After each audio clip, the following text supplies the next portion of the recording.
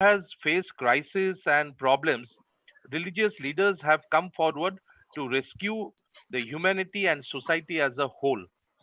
We are now facing the same type of problem. Religious communities, the leaders, institutions, the faith based organization play a critical role in the COVID pandemic. They can promote the same and they can promote the desired behavior which can keep COVID transmission away. We have a strong experience. UNICEF has worked in the past with religious leaders who have played a catalyst role during the polio eradication campaign, during the HIV/AIDS campaign, and in the recent one is ending violence against children, where their messages are being communicated to our target audience, and it has a tremendous impact. We firmly believe they can significantly promote, enhance, and well-being of children and women. All faiths share the fundamental values enshrined in the Convention on Rights of the Child, including a belief in the dignity of the women and child. Religious institutions and faith-based organizations are quite often uniquely placed to reach the most vulnerable population, and often they have the networks, resources, and capacity to do so. And we firmly again believe that faith-based beliefs, traditions, and practices can also provide emotional, physical, spiritual support to the community, particularly the vulnerable women and children who are in need, and reinforce their messages can reinforce and strengthen all the initiatives to check the transmission of novel coronavirus. I firmly believe again your messages are respected and revered. You know how to place the messages in the best format in the communities, and you have the power to dispel myths and misleading information. We know their challenges are acute and our path is also very tough, but I'm sure your support and your blessings will help us to overcome this pandemic. I thank you all for having me in this webinar. Much, Mr. Roy, and absolutely true. Our faith leaders indeed do play a very large role in society. To all the participants who are requesting English translations on the chat box, please do not worry. Once the session is over, we will be releasing a press release in both English and Tamil. So you will be receiving whatever information is spoken today. And I would now like to invite Dr. Ritu Chauhan to kindly address our participants and our faith leaders today. Dr. Ritu Chauhan is our representative from WHO. Ma'am, over to you. Can you hear me? Hello, good morning, everybody. Am I audible? Yes, loud and clear. Okay, thank you so much, Sphere India, UNICEF, and others who have come together to organize this very important meeting of faith leaders. On behalf of the World Health Organization, I warmly welcome all those who have joined us in this webinar today. We understand that this is a very challenging, very unprecedented time for the world. And as our Director General, Dr. Tedros, has mentioned on many occasions in multiple speeches, that we have a common enemy, and that is the virus. And that is what we need to fight, really. So let us come together as a society and build the collective consciousness which is needed in this very difficult time that the world is facing today, to make people understand how their behaviors influence the further spread of the pandemic. I will start by giving two examples. The first example I want to give is very recent. Yesterday, I went to the local market and I saw that there were many people not following social distancing guidelines. Some of them were wearing masks, but the masks were just dangling around their neck, not properly covering the face. So we really want to emphasize that it's important that people understand that there is still the threat of pandemic spreading to multiple locations even in places where the number of cases have come down, there could be a possibility of fresh spurt of cases. A lot will depend on individual behavior, societal behavior, and here the role of faith leaders is very important. I acknowledge the wonderful contributions that all of you are making in different spheres of life, and helping people to understand how they can come together to improve the health of everyone. We really have to talk about humanity now, and now more than ever. So what are the messages that we have for you today? Together with Government of India, Ministry of Health, WHO is promoting COVID appropriate behaviors. And when we talk about COVID appropriate behaviors, we talk about preventing overcrowding. Do not travel until and unless it's really necessary. Only for essentials should you be stepping out. People should not feel that lockdowns are easing up, so now they have a free hold. You know, I'm finding a lot of traffic now on roads again. So we need to re-emphasize that the virus is still very much around. We need to tell people at every given occasion to follow thorough and frequent hand washing. There are a lot of good hand washing videos available. I also find people just do a very quick hand washing procedure and they do not follow all the recommended steps. So we really want to emphasize that we have limited therapeutic tools at this point, and therefore it's very important that we follow the social distancing. We keep that distance, which is required, 1 meter at least minimum. And at every given occasion, we try and limit contact with others so that the further spread of this virus can be prevented. That's the message one that I have for you today. What is the second message? The second message is we find that a lot of information is very quickly forwarded on social media groups. Sometimes this information is not verified, it is not correct, it leads to spread of fear. Misinformation is also spreading, and that leads to stigma, and that is what we want to avoid. So let us learn to check facts from credible sources. And when I talk about credible sources, what do I really mean? I talk about, let's look at Ministry of Health website, let's look at WHO websites. These are our credible sources of information.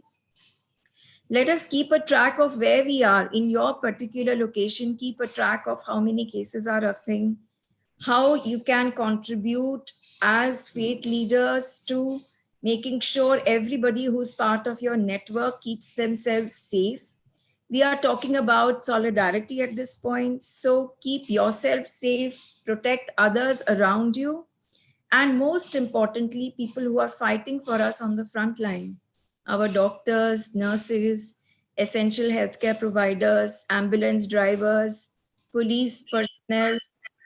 Let us all motivate these people. Let us not pull down their morale. Let us find every opportunity to appreciate the role that these people are playing. And even when you have your channels, your broadcasts, your networks, please highlight good stories about the role these people are playing in fighting the COVID-19 response at the front line. The next message that I have for you today is very important. The virus does not discriminate, so why should we? Let us bring down all the walls of discrimination that we are currently seeing against helps, against migrant workers, against people who got stuck in particular locations and are now returning back to their households. Families, people getting affected with COVID are also being discriminated against. Even those who are recovering from COVID and coming back to their families, even they are being discriminated against. So all this needs to stop. Let us come together. Let us help each other. It's a difficult time. What do we have to focus on? We have to focus on keeping our most vulnerable safe. And when we talk of most vulnerable, which are the groups? We are talking about those who are elderly, those who have comorbid conditions, diabetes, hypertension, kidney disorders, others where the immune status may be low. So let us work together, all people who are at higher risk safe. And I really want to highlight one very important point. We are finding that in many instances, it is the youth behavior which is driving the surge of cases in different locations. So the youth, the country's young people have to understand that it is their behavior which is going to influence the health and safety of others in the household. So let us take this pledge today that even though you may be young, even though you think your immune status is good, the virus can infect people of any age. So let us not go by this impression that this disease is serious only in those who are elderly, those with comorbid conditions. We are also seeing some young people severely impacted by the outbreak. So this virus does not discriminate, and therefore we should also not discriminate. The final message that I have for you today is about making sure that we protect all those who are more marginalized. You know, those who have disabilities, young children, pregnant women who may be, who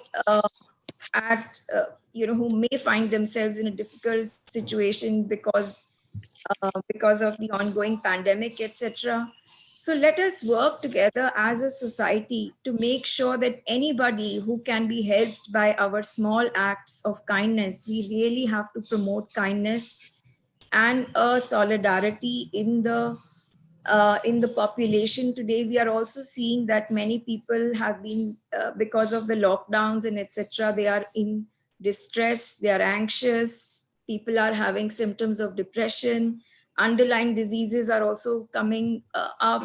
We are also finding that some people who actually need healthcare are delaying their healthcare because they are scared of going to the hospital, scared of contracting the virus, etc. We also want to highlight that anybody who goes to the hospital must make sure that they follow the recommended personal protective equipment. See, I want to clarify two things here. Everybody does not need to wear an N95 mask, but yes, if you are going to a healthcare facility, definitely wear a medical mask if possible and go. And everybody who needs to step out for whatever reason needs to wear a face cover or a face mask. It's very important. Let us follow all these procedures. Let us break down our habits. You know, a lot of times we don't even realize we are touching our hands. Our hands are touching our face, nose, and mouth. These are habits we need to break. There are social taboos that we need to break. And as our Honorable Prime Minister has said, that this momentum has to be people-centered. Everybody has a role to play. Every individual on the street today has a role to play. So whoever you meet, whoever is part of your network, please re-emphasize the COVID-appropriate behaviors. Talk to them about breaking down the stigma. And very importantly, and the last point that I want to make is, do not share individual personal details, names of individuals who are getting affected, house numbers of those who are getting affected, because that leads to increasing stigma, and social stigma really is leading to delay in people's healthcare seeking behavior. We find that people think, what will the neighbors say? What will my family members say if I come forward with symptoms? So within your networks, please tell everyone that if you do have symptoms, it's good to seek early healthcare, because then the outcomes are more positive. So those are some of the messages that I have for you today on behalf of the World Health Organization. And I'm really looking forward to hearing from you. And we understand that in any given fight of any disease in this country, be it polio, be it leprosy, be it tuberculosis, we have always galvanized and counted on the support the faith leaders give to us. And with that in mind, Sphere, UNICEF and WHO have come together to organize webinars in every state. We want to spread the right messages. We want to avoid misinformation, avoid fear. We also understand that a lot of people come to you for advice.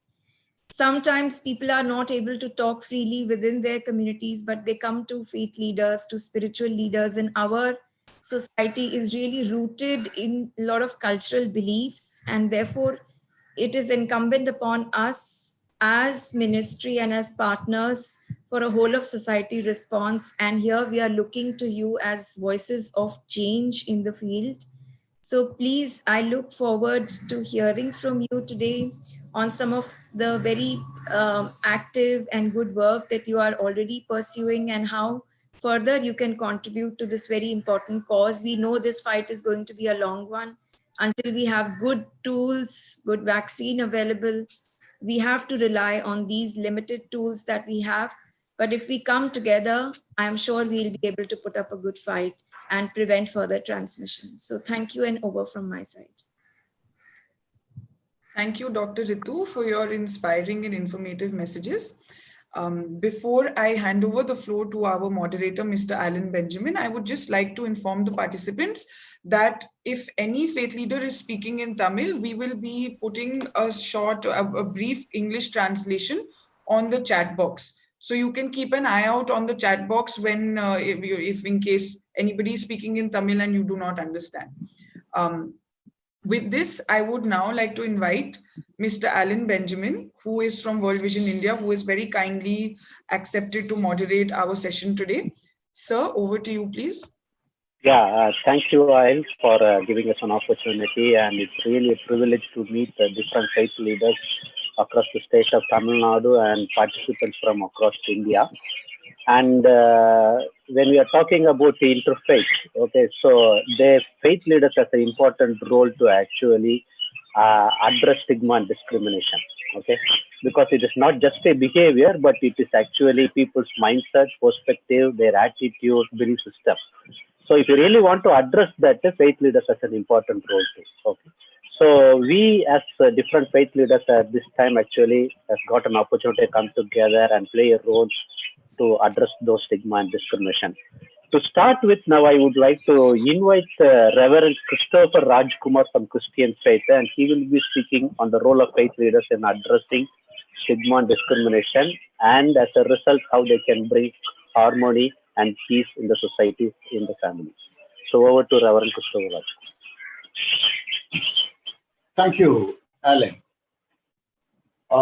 At the outset, I would like to congratulate the SPARE as well as the World Vision and all the other global network for organizing this wonderful interfaith conversation. Corona 19 சூழலில் சமய தலைவர்களின் பங்களிப்பு என்ன எது என்பதை குறித்து நாம் ஒரு உரையாடலை கொள்வதற்காக இந்த நிகழ்வை ஏற்படுத்தியவர்களுக்கு என்னுடைய பாராட்டுகளும் வாழ்த்துக்களும்.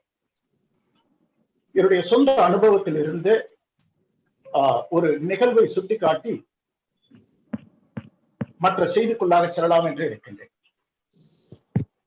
மார்ச் மாதம் நடுப்பகுதியிலே நான் அமெரிக்காவில் இருந்த ஒரு சூழல். அப்பொழுது அங்குள்ள ஒரு இறையியல் கல்லூரியிலே ஒரு வழிபாடு, ஒரு கிறிஸ்தவ வழிபாட்டில் கலந்து கொள்வதற்கான அழைப்பு இருந்தது. அதற்காக அங்கு சென்றிருந்தேன். கிறிஸ்தவ வழிபாட்டிலே திருவிருந்து, the Eucharist is an important act in a Christian worship. அதிலே அப்பமும் திராட்சை ரசமும் எடுத்து வருவார்கள்.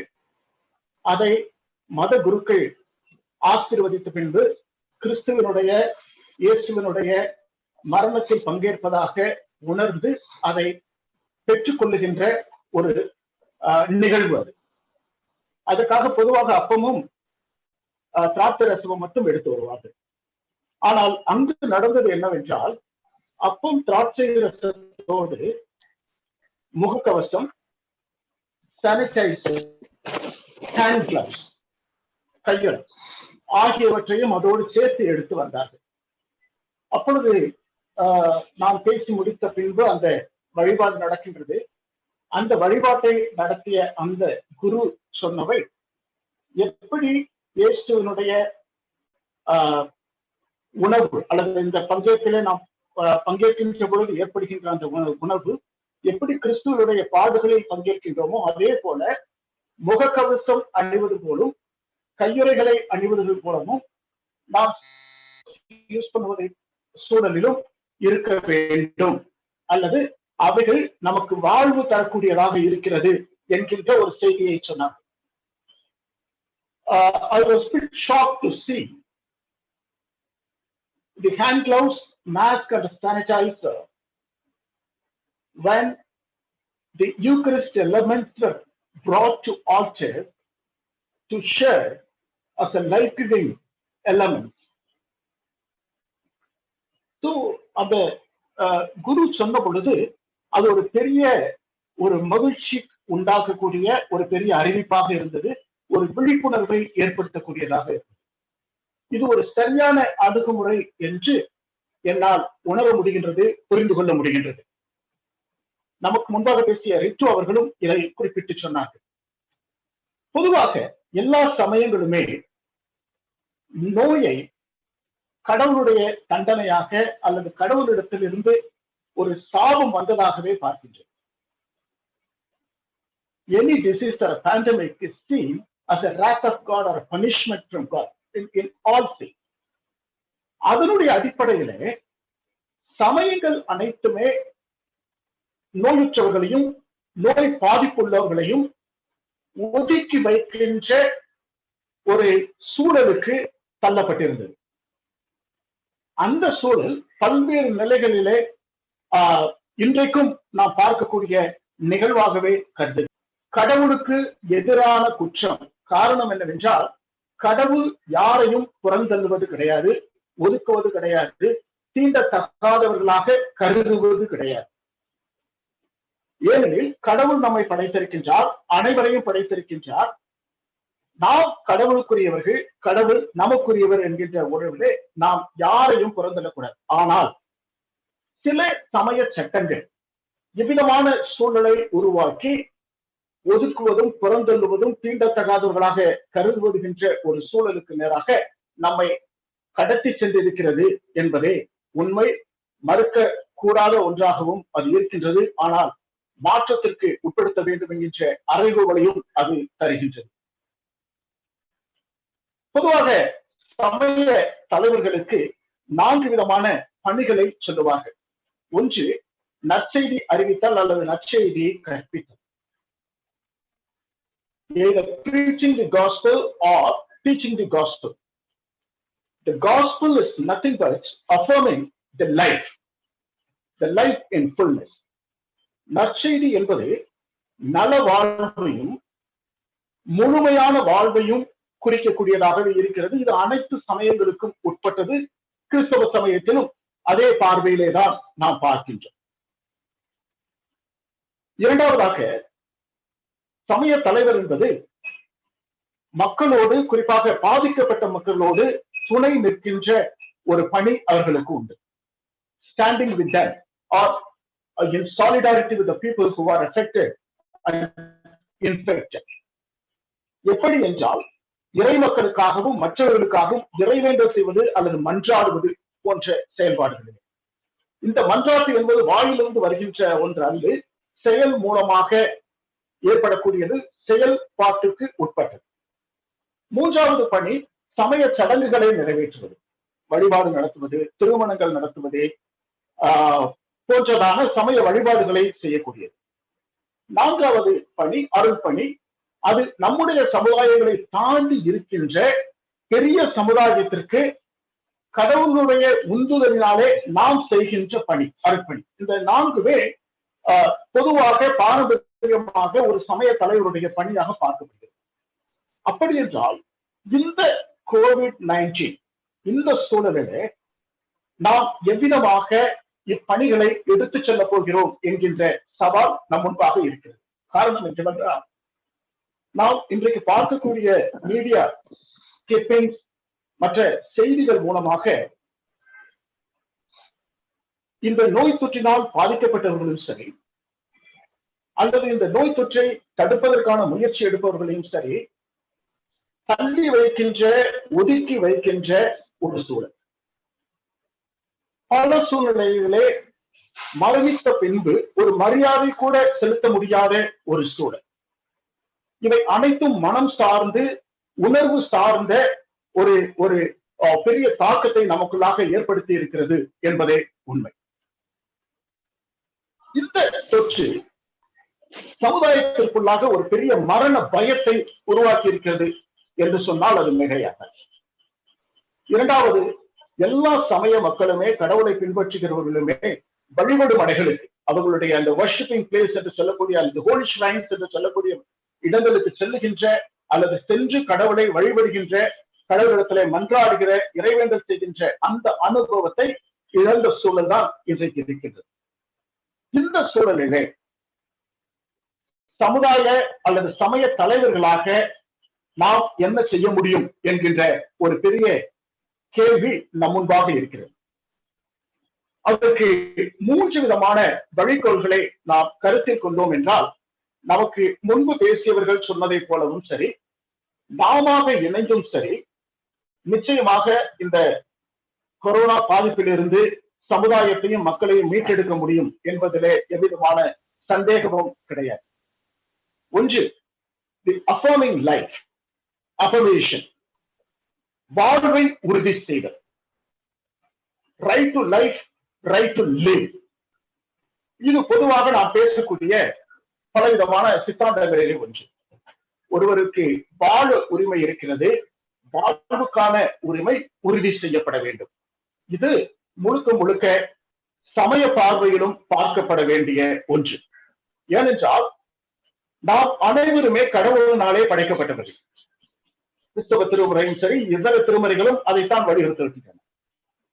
இந்த வாழ்வு கடவுள் தந்தது. அந்த கடவுள் தந்த வாழ்வை காப்பாற்றுகின்ற உரிமையும் கடமையும் சமயத்திற்கு உண்டு, அல்லது சமயத்தை சார்ந்த சமயத்தை பின்பற்றுகிறவர்களுக்கு உண்டு. நாம் எந்த விதத்திலும் இந்த அர்ப்பணிப்பிலிருந்து பின்வாங்கிவிட முடியாது. வாழ்வு ஒருவருக்கு உறுதி செய்யப்பட வேண்டும். அது என்னுடைய சமயத்தை சார்ந்தவராக இருந்தாலும் சரி, இதர சமயத்தை சார்ந்தவர்களாக இருந்தாலும் சரி, அல்லது கடவுள் நம்பிக்கையே இல்லாதவர்களாக இருந்தாலும் சரி, அவர்களுடைய வாழும் உரிமை எந்த விதத்திலும் தடை செய்யப்படுகிறார். அப்படி என்றால் இந்த COVID-19 இந்த சூழலிலே கடவுள் மேல் பற்றுள்ளவர்களாக, கடவுள் நம்பிக்கை உள்ளவர்களாக நாம் எந்தெந்த முறைகளை கையெடுத்து அல்லது கையில் எடுத்து நாம் இந்த வாழ்வுகளை காப்பாற்றுவதற்கு முயற்சிக்கிறோம் என்கின்றது நமக்கு முன்பாக இருக்கிற ஒரு பெரிய சவால். கிறிஸ்தவ திருமறையில மிக அழகான ஒரு வசனம் ஒன்று, யாரும் கெட்டு போவது தந்தையாம் கடவுளினுடைய சித்தம் அல்ல. இந்த கெட்டு போவதற்கு என்பதற்கு ஆங்கில வார்த்தை பெரிஷ், நிர்மூலமாகாமல் இருப்பது. கடவுள் யாரையுமே நிர்மூலமாகுவதற்கு விரும்பவில்லை. அப்படி என்றால் கடவுளுடைய பிரதிநிதிகளாகிய நாம் வாழ்வு தருகின்ற அந்த பணியிலே நம்மை ஈடுபடுத்திக் கொள்ள வேண்டும். ஏனென்றால் இது கடவுள் தந்த வாழ்வு, அந்த வாழ்வு வேண்டும். அந்த வாழ்வை முழுமையடைவதற்கு சமய தலைவர்களாகிய நாம் முழுவதுமாக பணியாற்ற வேண்டும். அதற்கான முயற்சிகள் நான் ஏற்கனவே அந்த நிகழ்வை சுட்டிக்காட்டியதை போல, இப்பொழுது இருக்கிற சூழலிலே முகக்கவசம் அணிவது, வெளிப்புறத்திலே நம்மை நாமே சுத்தமாக்கி கொண்டுவது போன்ற செய்திகளை மக்களிடத்திலே எடுத்து செல்ல வேண்டும். நம்முடைய அருளுரைகள் மூலமாகவும் நம்முடைய செயல்பாடுகள் மூலமாகவும் எந்த விதத்திலும் இந்த செய்திகளில் இருந்து நாம் பின்வாங்காதபடி இந்த செய்திகளை முன்னிறுத்திய நற்செய்திகளை நாம் அறிவிக்க அழைக்கப்பட்டிருக்கிறோம் என்பதே உண்மை. இரண்டாவதாக, முதலில் பார்த்தோம் அஃபர்மேஷன், அஃபர்மிங் லைஃப். இரண்டாவதாக advocate for the healthy life, advocacy, affirmation அல்லது advocacy. இரண்டாவதாக advocacy, ஆரோக்கிய வாழ்வை நாம் சமூக பரவலாக்குதல். இன்னைக்கு நிறைய பேசிட்டு இருக்கிறது சமூக பரவலாயிடுச்சுன்றதுதான். ஒருவேளை ஆரோக்கிய வாழ்வை நாம் சமூக பரவலாக்க முடியுமா? நம்முடைய சூழலிலே ஊட்டச்சத்து குறைவு, நோய் எதிர்ப்பு சக்தி குறைவு போன்ற மருத்துவ அறிவியல் காரணங்களால் இந்த நோய் தொற்று என்பதை நம்மை தாக்கி இருக்கிறது அல்லது தாக்குகிறது என்பதுதான் நிதர்சனமான உண்மை. ஆன்மீக குழுக்களாக, சமயங்களாக கடவுள் நம்பிக்கை உள்ளவர்களாக இந்த சிக்கல்களை, சவால்களை நாம் எப்படி மேற்கொள்ள போகிறோம் என்பது நமக்கு முன்பாக இருக்கக்கூடிய ஒரு பெரிய சவாலாகவே நாம் பார்க்கின்றோம். இரண்டாவதாக, அக தூய்மையை குறித்து எல்லா சமயங்களுமே பேசுகின்றன. நம்முடைய மனது தூய்மையாக இருக்க வேண்டும், நம் உள்மனது, சிந்தனை போன்றவை தூய்மையாக இருக்க வேண்டும் என்று. அதே சூழலிலே இப்பொழுது வருகின்ற செய்திகள் புற தூய்மையையும் வலியுறுத்த நம்மை அழைக்கின்றது. It's not only the holiness of inside, but the cleanliness of the outward conscience என்பதையும் நாம் உணர்ந்து கொள்ள நாம் அழைக்கப்பட்டிருக்கின்றோம். இந்த செயல்பாடுகள் ஆற்றல் தரும் செயல்பாடுகள், ஆதரவு தரும் செயல்பாடுகளாக இருக்கும் என்பதிலே மாற்று கருத்து இல்லை. இதை தொடர்ந்து கடவுள் நம்மை படைத்திருக்கிறார், எனவே நாம் யாரையும் தீண்டத்தகாதோ என்று ஒதுக்கப்பட தேவையில்லை. முன்கள பணியாளர்களாக இருந்தாலும் சரி, மருத்துவமனைக்குள்ளாக இருந்து மருத்துவம் செய்கின்ற மருத்துவர்களாக இருந்தாலும் சரி, எந்த விதத்திலும் நாம் அவர்களை தீட்டு என்றோ அல்லது ஒதுக்கி வைக்கவே கூடாது. எனவே அதோடு மட்டுமல்ல, பாதிக்கப்பட்டவர்கள் நம்முடைய தெருவிலோ பக்கத்து வீட்டிலோ நம்முடைய ஊரிலே இருக்கின்ற பொழுது அவர்களை எப்படி நடத்துகிறோம் என்பதும், அல்லது அவர்களை மக்கள் எப்படி நடத்த வேண்டும் என்பதை குறித்த செய்தியை சொல்லுவதும் நம்முடைய கடமையாக இருக்கிறது. அவர்களுக்கு ஆதரவாக இருக்கின்றோமா, அவர்களை வரவேற்கின்றோமா, அவர்களை சமுதாயத்தின் அங்கமாக்குகின்றோமா? Whether our society could be an inclusive society where there won't be a discrimination or stigmatization. எனவே ஒரு இன்க்ளூசிவ் சொசைட்டி, எல்லோரும் ஒன்றிணைந்த ஒரு சமுதாயமாக உருவாக்குவதிலே அல்லது கட்டப்படுவதிலே நம்முடைய பங்கு என்ன என்பதும் மிக மிக கருத்தில் கொள்ள வேண்டிய ஒன்று. மூன்றாவதாக அக்கம்பனிமெண்ட், உடன் பயணித்தல். முதலாவதாக affirmation of life, affirmation. இரண்டாவது advocacy for the healthy and care society. மூன்றாவதாக the accompaniment, உடன் பயணித்தல். கொரோனா பாதிக்கப்பட்டவர்களோடு நாம் உடன் பயணிக்க தயாராக இருக்கின்றோமா? அவர்களுடைய எல்லா சூழல்களிலும் நாம் அவர்களோடு இருக்க போகின்றோம். திருமறையிலே, கிறிஸ்தவ திருமறையிலே ஒரு பதிவு உண்டு. 2 சகோதரிகள் வாழ்வு தந்து கொண்டிருக்கின்ற சகோதரன் இறந்து விடுகின்றான். அவன் இயேசுவினுடைய நண்பன். இயேசு அந்த வீட்டுக்கு துக்கம் விசாரிக்கின்ற பொழுது இயேசு அங்கு கண்ணீர் விட்டார் என்கின்ற படிக்கின்றோம். அப்படி பதிவு செய்யப்பட்டிருக்கின்றது. நாம் நம்மை சுற்றியுள்ள பாதிக்கப்பட்டவர்களோடு நம்மை நாம் அடையாளப்படுத்திக் கொள்ளுகின்றோமா அல்லது தனித்து இருந்து நாம் செயல்படுகின்றோமா? Unless we identify ourselves with the sufferers, I'm not sure how much of it reflecting God in us up through our service. So it is a call for us to identify ourselves with the sufferer. It is a mandate that is given by every faith to the faith leaders and the followers or the adherents to do so. Let us identify ourselves with the suffering ones, the crying ones. நம்மால் ஆற்றுப்படுத்த முடியும் என்றால், counselling போன்றவைகளால் ஆற்றுப்படுத்த முடியும் என்றால் ஆற்றுப்படுத்தலாம். பல்வேறு நல்ல உள்ளங்களை கொண்டு அவர்களுடைய தேவைகளை சந்திக்கலாம். அவர்களுடைய அனுபவங்களை நம்மிடத்திலே பகிர செய்யலாம். இப்படி பல்வேறு நிலைகளிலே நாம் அவர்களை ஒன்றிணைந்த சமுதாயமாக நாம் இருக்க வாய்ப்பு இருக்கின்றது. இறுதியாக 3 செய்திகளை மட்டும் சொல்லி முடிக்கின்றேன். ஒன்று, நம்முடைய இறை செய்தி என்பது பயப்படாதிருங்கள் என்பதே.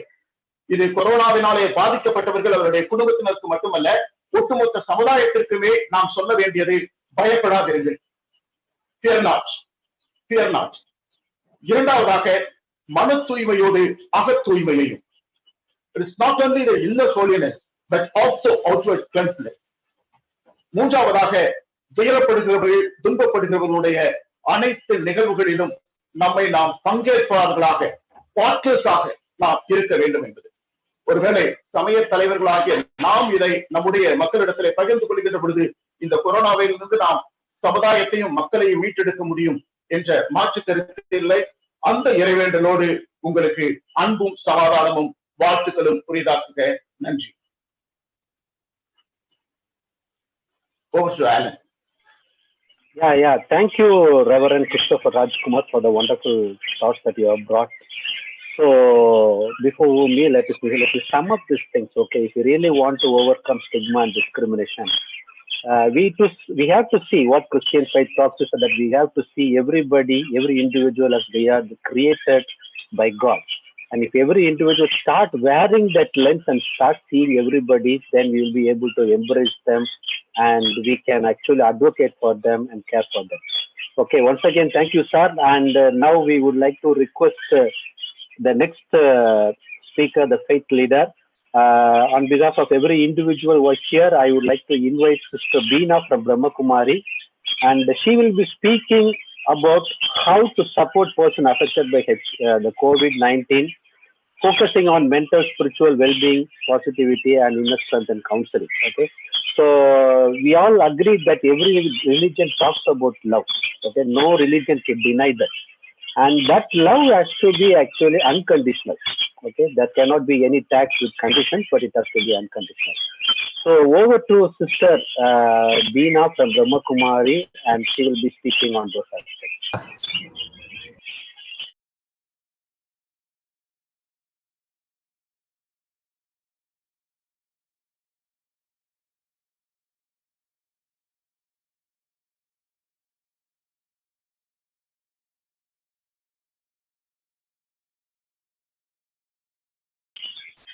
Sister Beena from Brahma Kumari, are you there? Sir, I think Sister Beena has dropped off. She was a part of the meeting, but I think just now she got disconnected. So perhaps we can move to the next faith leader, and once Sister Beena returns, we can have her speak. Okay, thank you. Okay, so participant, really sorry that there was some technical issues maybe from her side. So let us wait for her to join.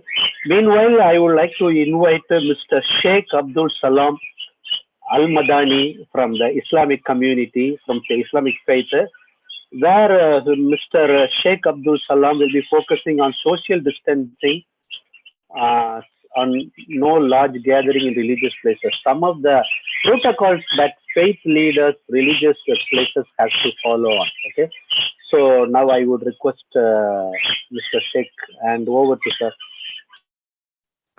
Okay, respected speakers, respected team Sphere India, and all audience, I'm very thankful to all of you for giving this opportunity to be with you and join the hands to spread the awareness in our communities in India and humanity. My topic is said as social distancing, especially in the public and religious gatherings. I believe, and I come across as being an Indian with all the religious faith, different people, basically the leaders, the scholars of the religions, they don't have any hatred for each other, and they spread always the goodness which is beneficial for the humanity. Muslims, they believe in the one book, divine, that is the Quran. I'm not going to explain all the Quran. I will say chapter 2, verse number 195. The Almighty Allah, the God says, وَلَا تُلْقُوا بِأَيْدِيكُمْ إِلَى التَّهْلُكَةِ وَأَحْسِنُوا إِنَّ اللَّهَ يُحِبُّ الْمُحْسِنِينَ. And don't cause yourself to destruction. Don't do anything that leads for the destruction. And be kind with the humanity. The God loves those people who are kind with the humanity. Chapter 2, verse number 195. Another words, a lot of verses. In one verse, chapter 17, the verse number 33, the God says, وَلَا تَقْتُلُوا النَّفْسَ الَّتِي حَرَّمَ اللَّهُ إِلَّا بِالْحَقِّ. Don't kill anyone, innocent people, who don't deserve to be killed. Don't kill anyone, any human being. So this is what the Quran says clearly. There are many verses. I'm not going to mention all the verses. And what the Prophet Muhammad sallallahu alaihi wasallam said, they believe in the messenger of Prophet Muhammad SAW as the message brought by Allah subhanahu wa ta'ala. The Prophet Muhammad sallallahu alaihi wasallam says that when there is plague or any epidemic situation in any place, don't enter in that place. If it happens, so be patient, happy, and don't run away, flee from that place. So he told in the beginning, whenever there is a plague, don't enter in that area if you are from outside. And if you are inside, don't run away from that place. Because if you run away from that place, you spread in the other society. And if you enter, you are causing yourself into the destruction.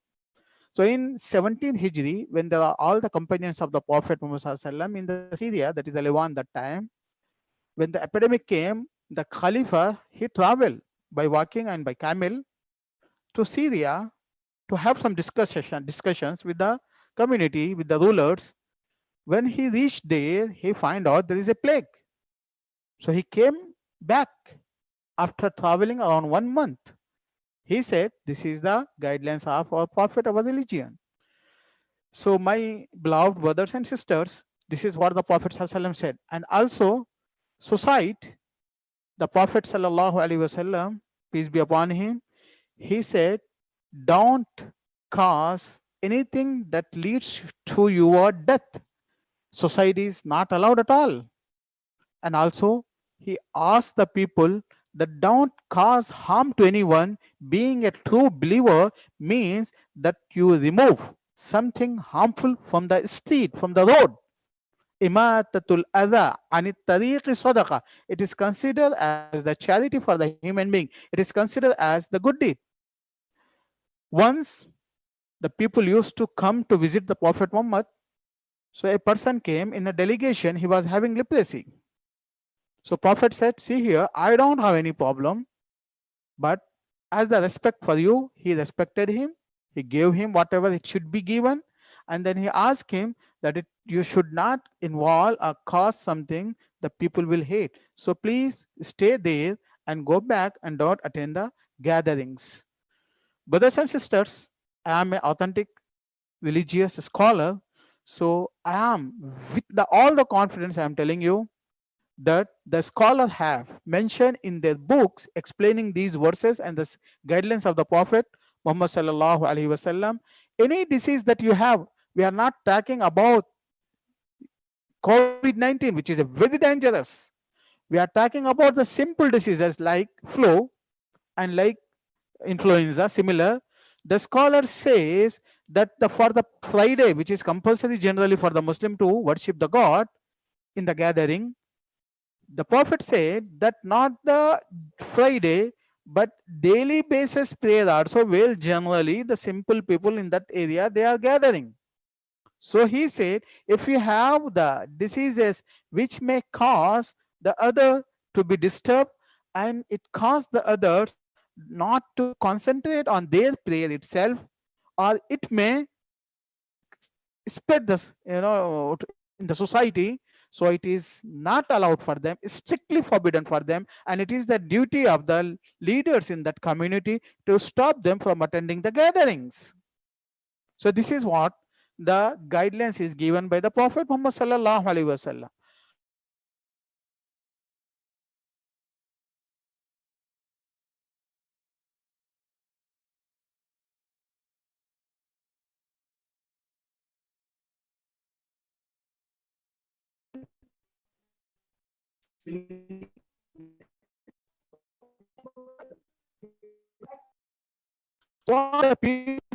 Enthusiasm, due to the enthusiasm and due to having some immature information, and they are blaming to the others and they are thinking that religion is more important for them. Generally, those people who are the serious religious, they are maintaining the social distance. They are not attending the masjid. I myself, in my whole life, I don't remember that I missed the masjid anytime in my life from when I was 12, 13 years old. But right now, from 3 months, 4 months, from the March 22, I did not attend any masjid, any Jummah. I am the authentic scholar teaching hundreds of the students and online and in the colleges, Islamic studies. Why? And the people who are my friends, the knowledgeable people, they are not attending. I'm seeing those people, the youngsters, enthusiastic people, they generally don't attend religious gatherings, but right now they are talking about why we should not go to the masjids. They are arguing with us. It means that they are following their desires. They are not following their guidelines, which is given by Allah, the God, and the Prophet, and the religious leaders. So, brothers and sisters, please convey the message that it is not allowed for you to cause harm to anyone. The Prophet Muhammad SAW said that a prostitute entered the paradise because she provided some water to a dog. She saved the life of the dog by giving the water, and she entered the paradise. So how it is allowed for a person who believe in the Quran, in the Prophet Muhammad sallallahu alaihi wasallam, the messenger, peace be upon him, to spread the diseases and to cause the destruction of the people? Might be you are strong, your immunity system is strong, but you carry the disease to your weak parents, to your weak neighbors, to your weak friends, and you are the reason for the death, which is not allowed at all. No scholar allowed. The most important place is Makkah. The scholar, they did not allow the people in Makkah to perform the prayer for certain time. And when they allow, with all the precautions, you will see in Makkah also, they are maintaining 1-2 meter distance everywhere. So this is the guidelines which is given. So all the brothers, especially my community, why? Because you believe in me, and I believe that my other brothers in belonging to all the religions, all the ideologies, also they are going to give the same message to the community. So I don't allow, and it is harmful. So please avoid all the religious gatherings, because religious gathering is to spread the peace and to spread the harmony in among the individual and among the community. As long as it is causing the distress, it is causing the spread of diseases, no one will allow. So please don't become enthusiastic, emotional. Follow the guidelines which is given by the God and by the Prophet Muhammad sallallahu alaihi wasallam. And in this situation, we don't allow any public gatherings and any religious gathering. I hope that I have conveyed my message. I hope from the same from all the intellectuals that they will carry this message to their communities. May Allah, may God bless all of you. Thanks. May Allah reward you the best. Thank you very much, Mr. Sheikh Abdullah, for the focused message that you have brought actually. And it was a very good lesson. If each individual, if they want to have a very peaceful and good life, we need to draw lessons from the scripture. Okay, as Mr. Sheikh was talking about how they have to follow the system, which is already said in Quran. Okay, and he also mentioned about how people are very hypocritical, showing that they are very religious, but it is not from their own scripture itself. Okay, thank you once again, sir. Okay.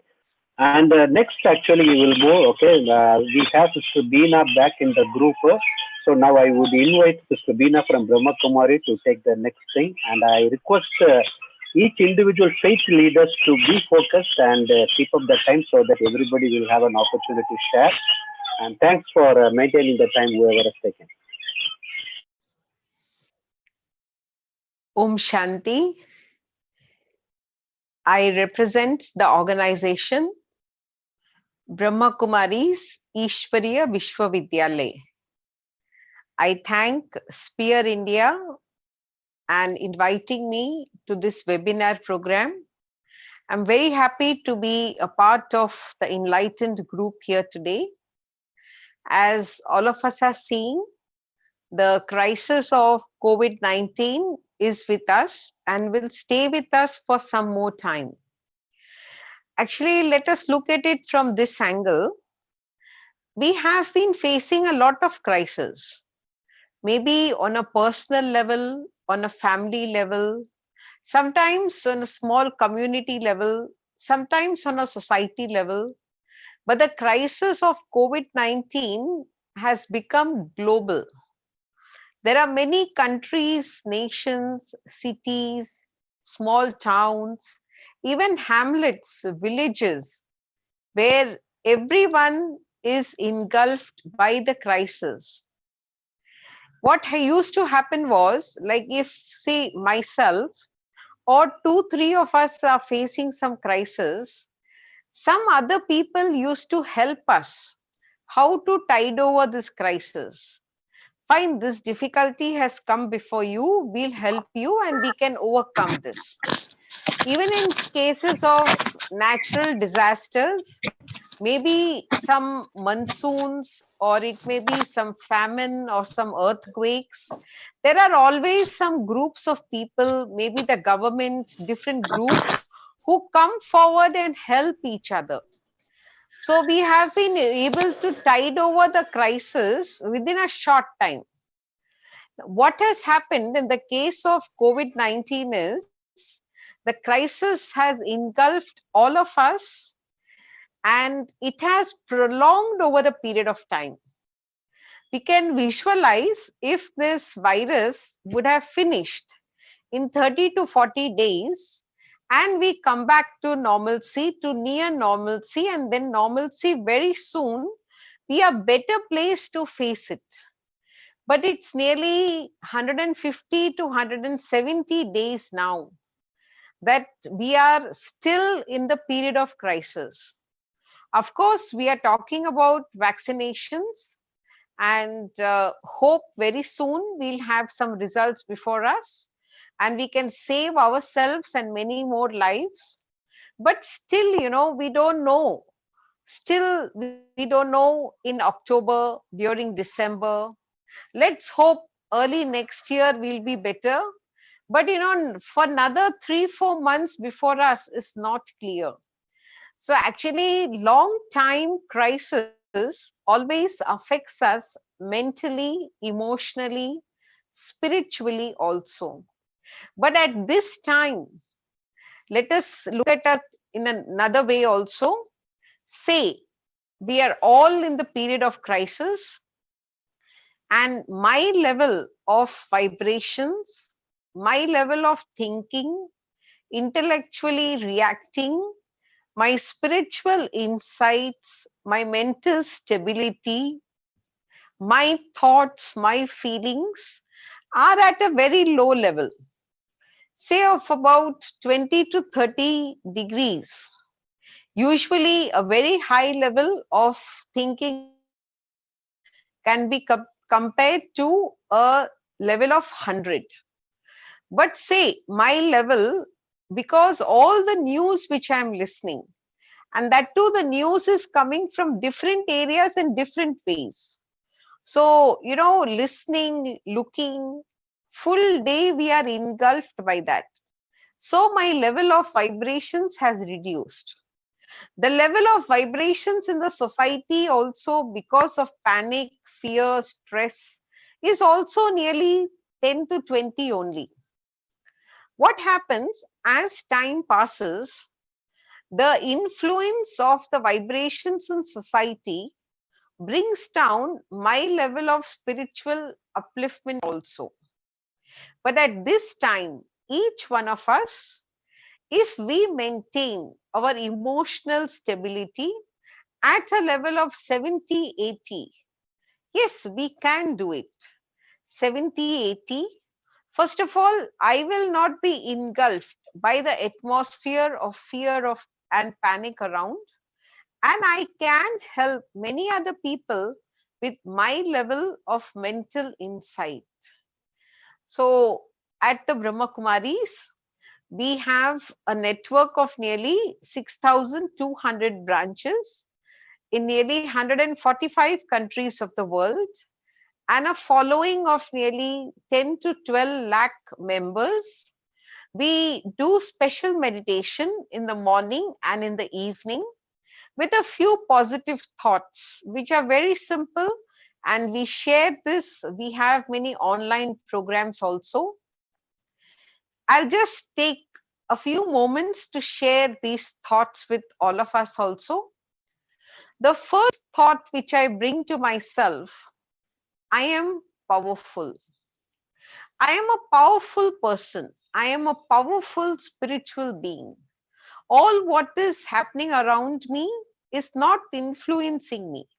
I am so strong that I do not panic. I stay myself. I am peaceful is the second thought which I bring to my mind. I am peaceful. My mind and intellect are peaceful. Like a peace house, I radiate vibrations around me. The third thought which I can bring to myself, I am fearless. I don't have any fear. Though deep down, each one of us have a subtle fear. Though on the surface we may say, I am not frightened. I will not be affected by this COVID-19. I am taking lot of precautions, so I am very safe.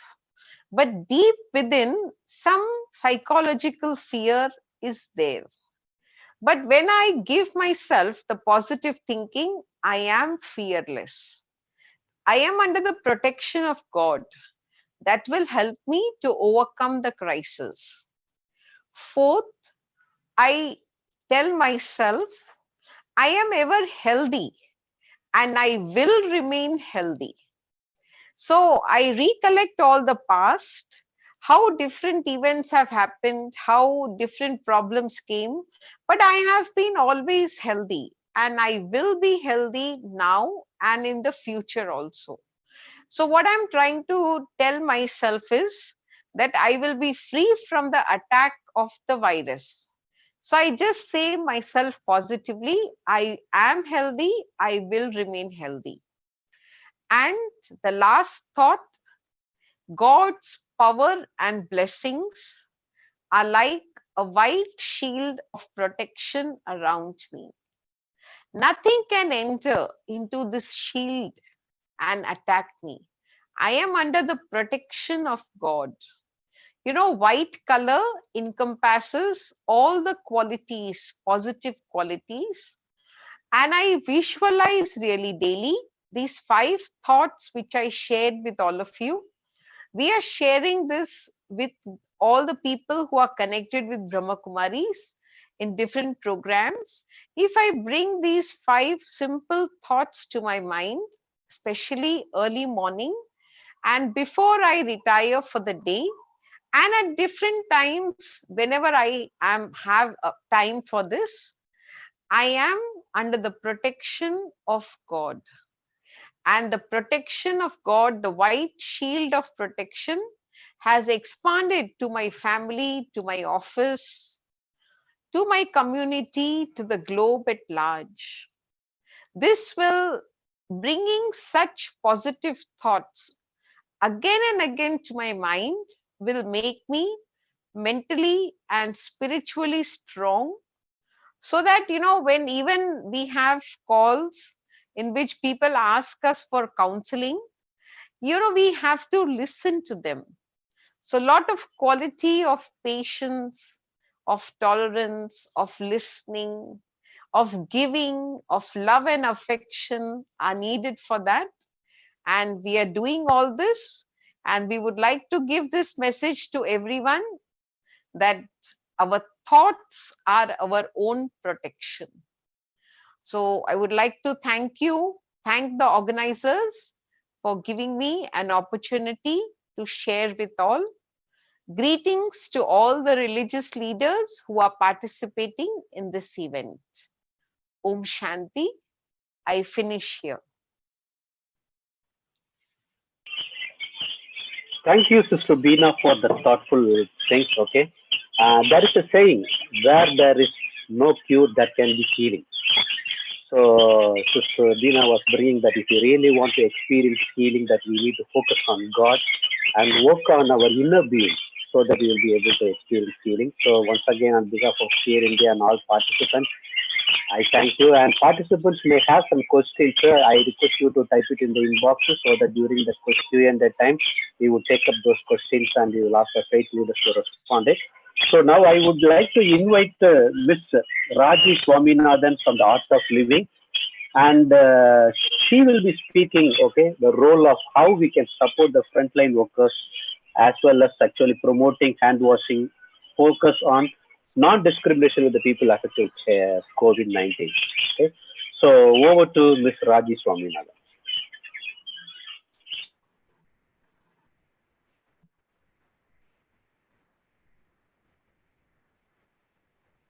Hello.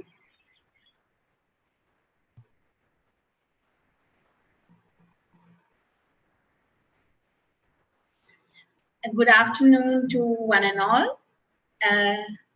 Am I audible? Yes? Yeah. Yes, yes, yes. Okay, so it is nice to hear from everyone, and I'm very glad to be here, and I thank Sphere India for organizing this webinar. I represent the Art of Living. We are headquartered in Bangalore. I live in Chennai. So we have been doing a lot of activities since the COVID began. Like many speakers before me have already spoken about it, I do not need to emphasize the gravity of the situation and how important it is. Instead, I would speak more on what we have done and what we in our organization are focusing on.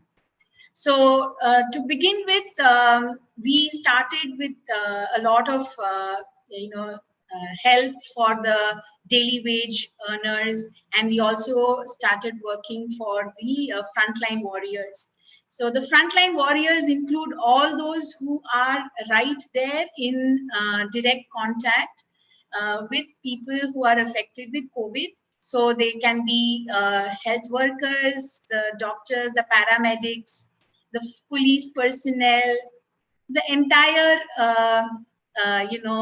area of people, essential services that are required for this. So what we did was to offer our programs. Art of Living works a lot on improving the mental and physical health through breathing techniques. So it is well known and established, like speakers before me have said, that we need to focus on our health. While vaccines and medicines can help to a certain extent, what we also need to do is improve our own health in ways that we can.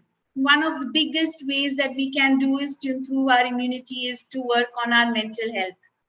And easiest way to do is that to focus on your breath, improve your breathing ability physically, improve your lung functions, therefore, and also it has a direct bearing on your mental health. So we've been working on giving these meditations and our pranayamas that we teach to all these frontline warriors across the country. I will end in a short while with a short film on, the work that we did in the entire country. But for now, I'll just like to tell you how important it is to do these programs to improve our own health. And while it started with a lot of stigma in the initial phase, maybe in March and April, but today in July, with it being so prevalent and so widespread, as we all know, there are people who are our own friends, who are our own extended family members who have been affected by the COVID. So the stigma, I would say, has come down to some extent. A lot more needs to be done, but a lot of this stigma has come down, and people have become more understanding and accepting of how this virus works and how we need to help ourselves. I think that is very important. It's very important to be more in acceptance rather than in denial, because this can come to anyone. It doesn't discriminate, as many of the speakers have already emphasized. It can come to anyone at any time. What we need to do is to take our precautions to maintain physical distancing, definitely. So at this point, I would also like to emphasize that we often use the term social distancing. I would like to differ here by saying man is a social animal. We need to socialize to keep our mental health. So we can socialize like we are right now in this webinar online. So similarly, it's important to stay connected with our friends, with our close family, to keep our mental health intact and to also help our fellow family members and friends. socially, we need not keep a distance. We can do this through online, and physically, we need to maintain distancing. This is important at this period. I'm sure it would definitely come down, and maybe a few months down the line, we would probably have a more normal lifestyle that we are more used to. But I think a lot of work done by NGOs, the government, have all come together, and I see this as a very positive step in India, particularly where hygiene has always taken a second or a third priority, or even further down. I think this has brought and highlighted the importance of hygiene, and across the strata, I see a lot of people recognizing this, and I see this as a good change. And I think this is something that we will definitely adopt for years to come. It's not like once COVID fear is over, we will go back to our unhygienic ways. I think this has taught us the importance of hygiene. A lot of homes that I knew never focused on hygiene are now working on this. So this has been some of the pluses that we see in this COVID. And in the Art of Living, we have, apart from taking programs for meditation and breath workshops, we've been doing a lot of work in feeding a lot of people who have been dislocated, who are away from home and don't have jobs. Because economically, this pandemic has caused a lot of hardship, and economy has actually caused a lot of mental anxiety to. Because of the situation, people have lost jobs, people don't have a regular job. Most of our Indians, and particularly the lower strata, don't have regular jobs. So they are daily wage earners, as we call them. So if they don't go on a day to work, they don't have the means for food. So this is something, this pandemic has brought that to highlight in a big way, and they have been the most vulnerable. And because they have been vulnerable, they therefore become more susceptible as well, because their nutrition goes for a hit.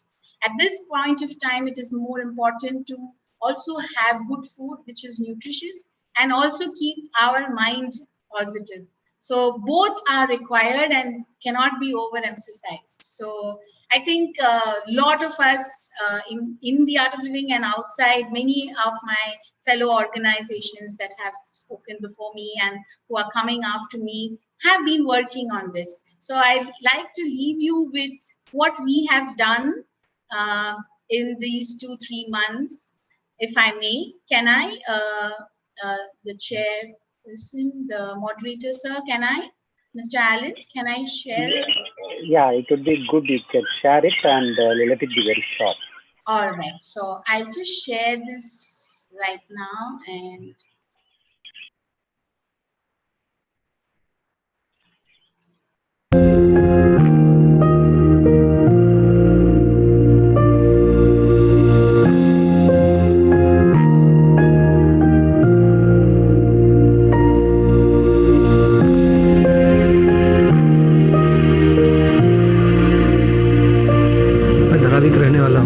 मैं एक स्त्री का काम करता हूँ। इस माहौल की वजह से मेरे घर में खाने के लिए कुछ भी नहीं था। मेरे 4 बच्चे हैं। ये गुरुजी की कृपा से जो मिला है मेरे बच्चों को कम से कम खाने का सहारा हो गया है। इसके लिए मैं बहुत बहुत दिल से धन्यवाद करता हूँ। Gurudev himself started daily, twice-a-day meditations that reached millions of people across 154 countries. As the pressure was placed on essential workers, Gurudev decided to support these frontline warriors. This is the time we have to stand shoulder to shoulder with the doctors, with the nurses, paramedics. We are very, very proud of the services our doctors are doing. They have set some standards in this country. India Indian doctors are respected all over the world. And on this occasion, I would like to acknowledge them, especially the young doctors and paramedics, the police forces of this country. When you are in lockdown, they come taking their life at risk. Hence, the Art of Living's online meditation and breath workshop for frontline COVID warriors was launched. जो Covid की duty है इतनी stress वाली है, मैं मेरी wife भी इस समय कोविड का जो कानपुर का जो कोविड-19 ICU HDU है उसमें पूरा जितना भी वहाँ का मैनेजमेंट है वो देख रही है, और मैं भी कंट्रोल रूम में हूँ उसला के। तो दोनों ही लोग इस समय वर्किंग ग्रुप में हैं, लेकिन वो ताकत मिलती है सुदर्शन क्रिया से जिससे आप कभी हार नहीं सकते हैं। There was so much of ambiguity regarding patient care and working in Mumbai, so much of stress regarding the PPE kits to the beds going full. It automatically resulted in me getting very restless, and hearing people who are in a similar situation, it made me feel very positive. Okay, this too shall pass.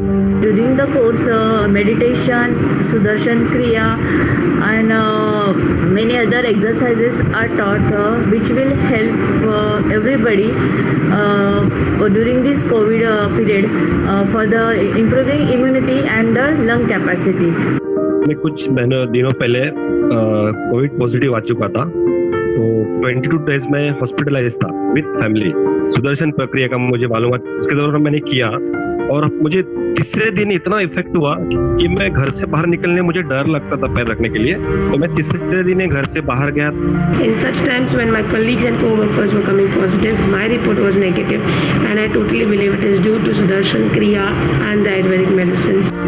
This program is seriously blessing for me, and exact point पर मैंने आप program मिला, so I am so happy and thank you so much. Gave us the opportunity to all frontline workers to beat the stress during this corona duty. It's a very tough time to all corona warriors. So it's really boon for us at the right time. So thank you so much. Thank you so much. ये जो सुदर्शन क्रिया जो है ये बहुत ही उपयुक्त है, क्योंकि मैं कोरोना पॉजिटिव हो गया था, फिर नेगेटिव होके घर पे क्वारंटाइन था, और ये क्रिया का जो ये कोर्स जो किया, मुझे पहले दिन ही इतना मतलब हल्कापन हो गया कि मेरा थोड़ा सा बदन दर्द करता था वो पूरा निकल गया। शरीर में सकारात्मक ऊर्जा बढ़ती है और हम खुश रहते हैं। हम खुश रह के जो भी कार्य करते हैं उसमें हम सफलता पाते हैं, और शरीर को और हमारे मन को एक ऊर्जा के साथ बढ़ते हुए जिंदगी को एक नई पटरी पर दौड़ाती है। अनेक विचार में डूबने वाला मन अभी शांति का अनुभव कर रहा है, और साथ में सभी के प्रति प्यार का अनुभव हो रहा है।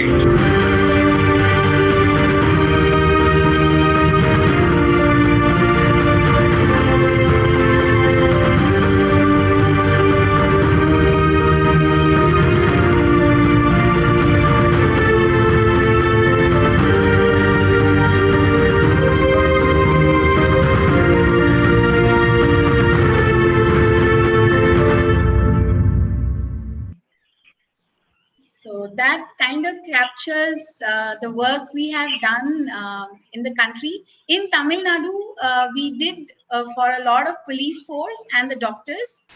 We have done for the entire Chennai police force, and we've done for the Vellore police.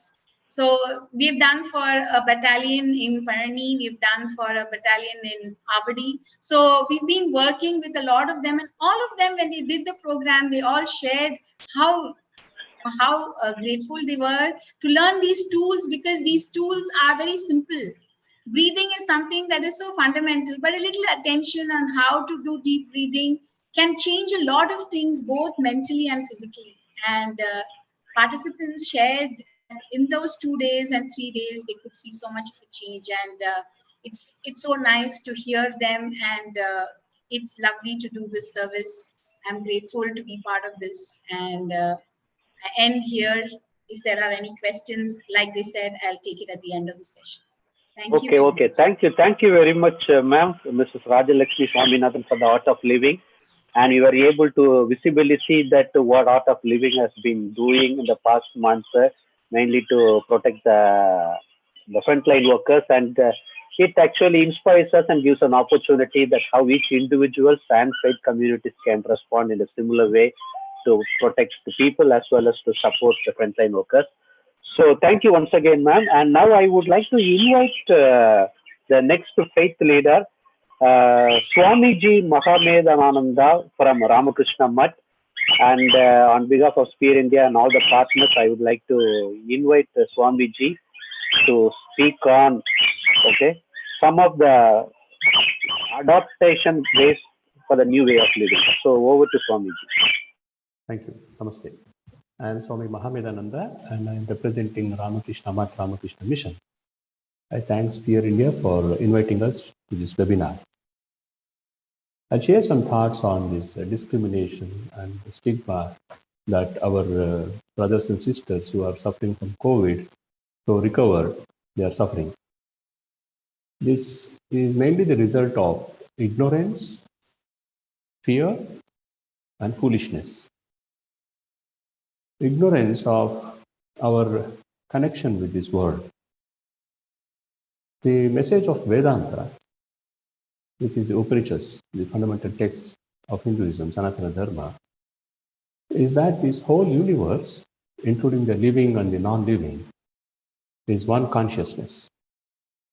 The whole universe is one consciousness, which we call variously as Brahman, Paramatman, God, or Allah.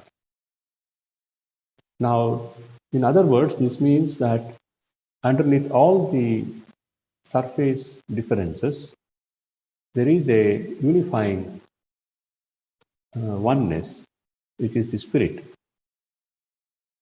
Discovering this oneness is what we call spirituality. The Upanishads therefore declare, Sarvam Khalvidam Brahma. The whole universe is one consciousness. This is also the teaching of modern science. Science is coming to the point where they are realizing that the whole universe is one energy. And behind that energy is what we call consciousness, in simple terms, God. There is another way of seeing this universe, which is that this universe is the creation of God. There are multiple ways in which human mind tries to make sense of this creation. Whatever may be our worldview, the essence of all these scriptures, of all religions, is that we are inseparably interconnected, either as spirit consciousness or as the creation of one God. There cannot be multiple gods. There is one God, one spirit, one consciousness. And it is on this fact that all the ethics stands. I should not hurt others. I should not cheat others.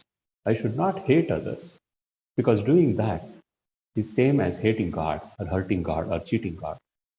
Or in other words, doing that is same as harming myself, because I cannot cheat and harm someone without harming myself. So every religion, the ethics in every religion tells, share whatever you have with others. Be honest with others. Love others. This is what every religion teaches. In the Bhagavad Gita, Sri Krishna tells us, Parasparam Bhavayantah. He says, helping and serving each other, all of you rise to the highest level. You have to help and you have to serve each other so that together you achieve the highest in life. The highest purpose or goal in life, as Sri Ramakrishna would often put it, is God realization, which in another term is also self-realization. That is the highest purpose of human life. The same thing was put wonderfully by Lord Jesus Christ, where he says, love the Lord thy God with all thy heart, with all thy soul, and with all thy mind. That is the first commandment. And the second, love thy neighbor as thyself. This encapsulates in the best possible manner what is the duty of the human being. Love your God, love your neighbor as thyself. Now, how do I express this love? Swami Vivekananda gives us this motto for our Ramakrishna order, Atmano Mokshartham Jagat Hitaya Cha. This is the twin ideal of the Ramakrishna order. Atmano Mokshartham means for one's own self-emancipation, freedom from my bondage to body, mind, ego, which is attained when I realize God or when I realize my true self, who I am or what I am. Jagat Hitaya Cha is serving this universe. These two go together. They are not separate. Either I serve this world as the creation of God, or I serve this world as the Lord Himself, as the manifestation of the Lord Himself. So in this serving, the bhava behind the service matters a lot. That Swami Vivekananda phrased as Shiva Gnane Jiva Seva. Shiva Gnane Jiva Seva. Serve your fellow human beings, looking upon them as the Lord Himself. Whoever may be, he or she may belong to any religion, any caste, any region of this world. They are fellow human beings and they are manifestations of God. Serve them with this spirit. And when you do that, it becomes a spiritual practice. This is also one of the foundations of our spiritual practices in the Ramakrishna order. Swamiji gave one word for it. Serve the poor, the destitute, the sick. He called them Rogi Narayana. One who is sick is the Lord Himself. Look upon Him as Rogi Narayana. And how will you worship this God? You will not go and put garlands on Him and do Mangalarti. You will serve Him, giving Him what He needs. And what He needs then is love, care, some medicines, some attention. This is what we have to keep in mind in this difficult period where we have this COVID-19 pandemic across this world. This is not something permanent. It has come after maybe 100 years after the Spanish flu. And maybe it withers for another few months, 8-9 months. Let us hope by then it will be over. We may have some medicine. Time will pass and everything, good or bad, also passes. But this is an opportunity for us to come together as a humanity. In a deeper sense, we think this COVID pandemic, it is not simply something which happens accidentally. The world doesn't move and act accidentally. There is a law, we call it dharma. This law of dharma, you either accept it or not accept it, it is immaterial of that. It is a law, just as the law of gravitation. And when mankind goes against dharma, there will be consequences. So this, in a sense, probably is a result of our disconnection with dharma. The way we have exploited nature, the way we have become more and more greedy and selfish and violent, I think the nature is giving a reply to that. And some minds are awakening to this and they are understanding that this will not be the way for humanity to continue. We have to learn to love thy neighbor as thyself. And that love should be manifested as service, irrespective of who or she that person is. Now we have an opportunity, and our call to all our fellow brothers and sisters is, this is an opportunity for us to test ourselves, the test of our spirituality. Religion is not in scriptures. Religion is not in memorizing shlokas or verses. Religion is in realization. And that realization is the realization of my oneness with this universe and a continuous outpouring of that oneness as love, as service. This is an opportunity for us. So those who are suffering, there is, as other speakers were pointing out, the fear element is already there. You cannot deny it. Even if you say, I don't have fear, when you get it, you know there is a fear. Will I recover or not? Or will my mother, father, grandparents, they have got it, will they recover or not? Now, we also believe in the law of karma. Nobody goes before his time. So what is to happen will happen. But I will have to take responsibility and say, I will put all my efforts to counter it. And counter it with service, selfless service. And it is foolish to believe that I will escape it. So when my neighbor and my fellow citizens are suffering, the best I can do is to reach out and share whatever I can. If that person is a sole earning member of the family, it becomes our duty to support his family when he's not there. Already they are emotionally in a traumatized condition. I should reach out to them. We have been trying to do that by sharing food grains with those who need. But what it really matters is the heart which feels. Even a few words of sharing my concern with others, that is what matters. That becomes a prayer. And emotionally and spiritually, this is an opportunity for all of us to connect with our fellow human beings. So our request with all those who are listening, let us in our own friend circle, in our own region of influence, see if we can either individually or together reach out to those who have suffered with this disease or who have recovered from them. Either we go to their house or ask them to just talk with us, some kind of a connection with them, to let them know that unknown strangers are also praying for us, feeling for us. That is the way forward, because we have to come out of this together. We are facing this threat. It is for all of us, and unitedly we should stand, and unitedly we will win. Thank you very much. Thank you very much, Swamiji. Actually, it was really an inspiring and thoughtful, provoking things that you have brought. Okay, and it was interesting to listen that actually we are interconnected. We are created by one God. And if we have that understanding, we will not discriminate other people, but we'll try to embrace people together. And I was wondering that each individuals in this society, they were able to have this understanding, and if they can build their values based on that, we will be able to see some of the good positive consequences that we can have in the future. Okay. So thank you once again, Swamiji. Now I would like to invite the next faith leader, Sri Kavanagar Ayya avargal, and he's from Hindu faith community. So over to you, sir.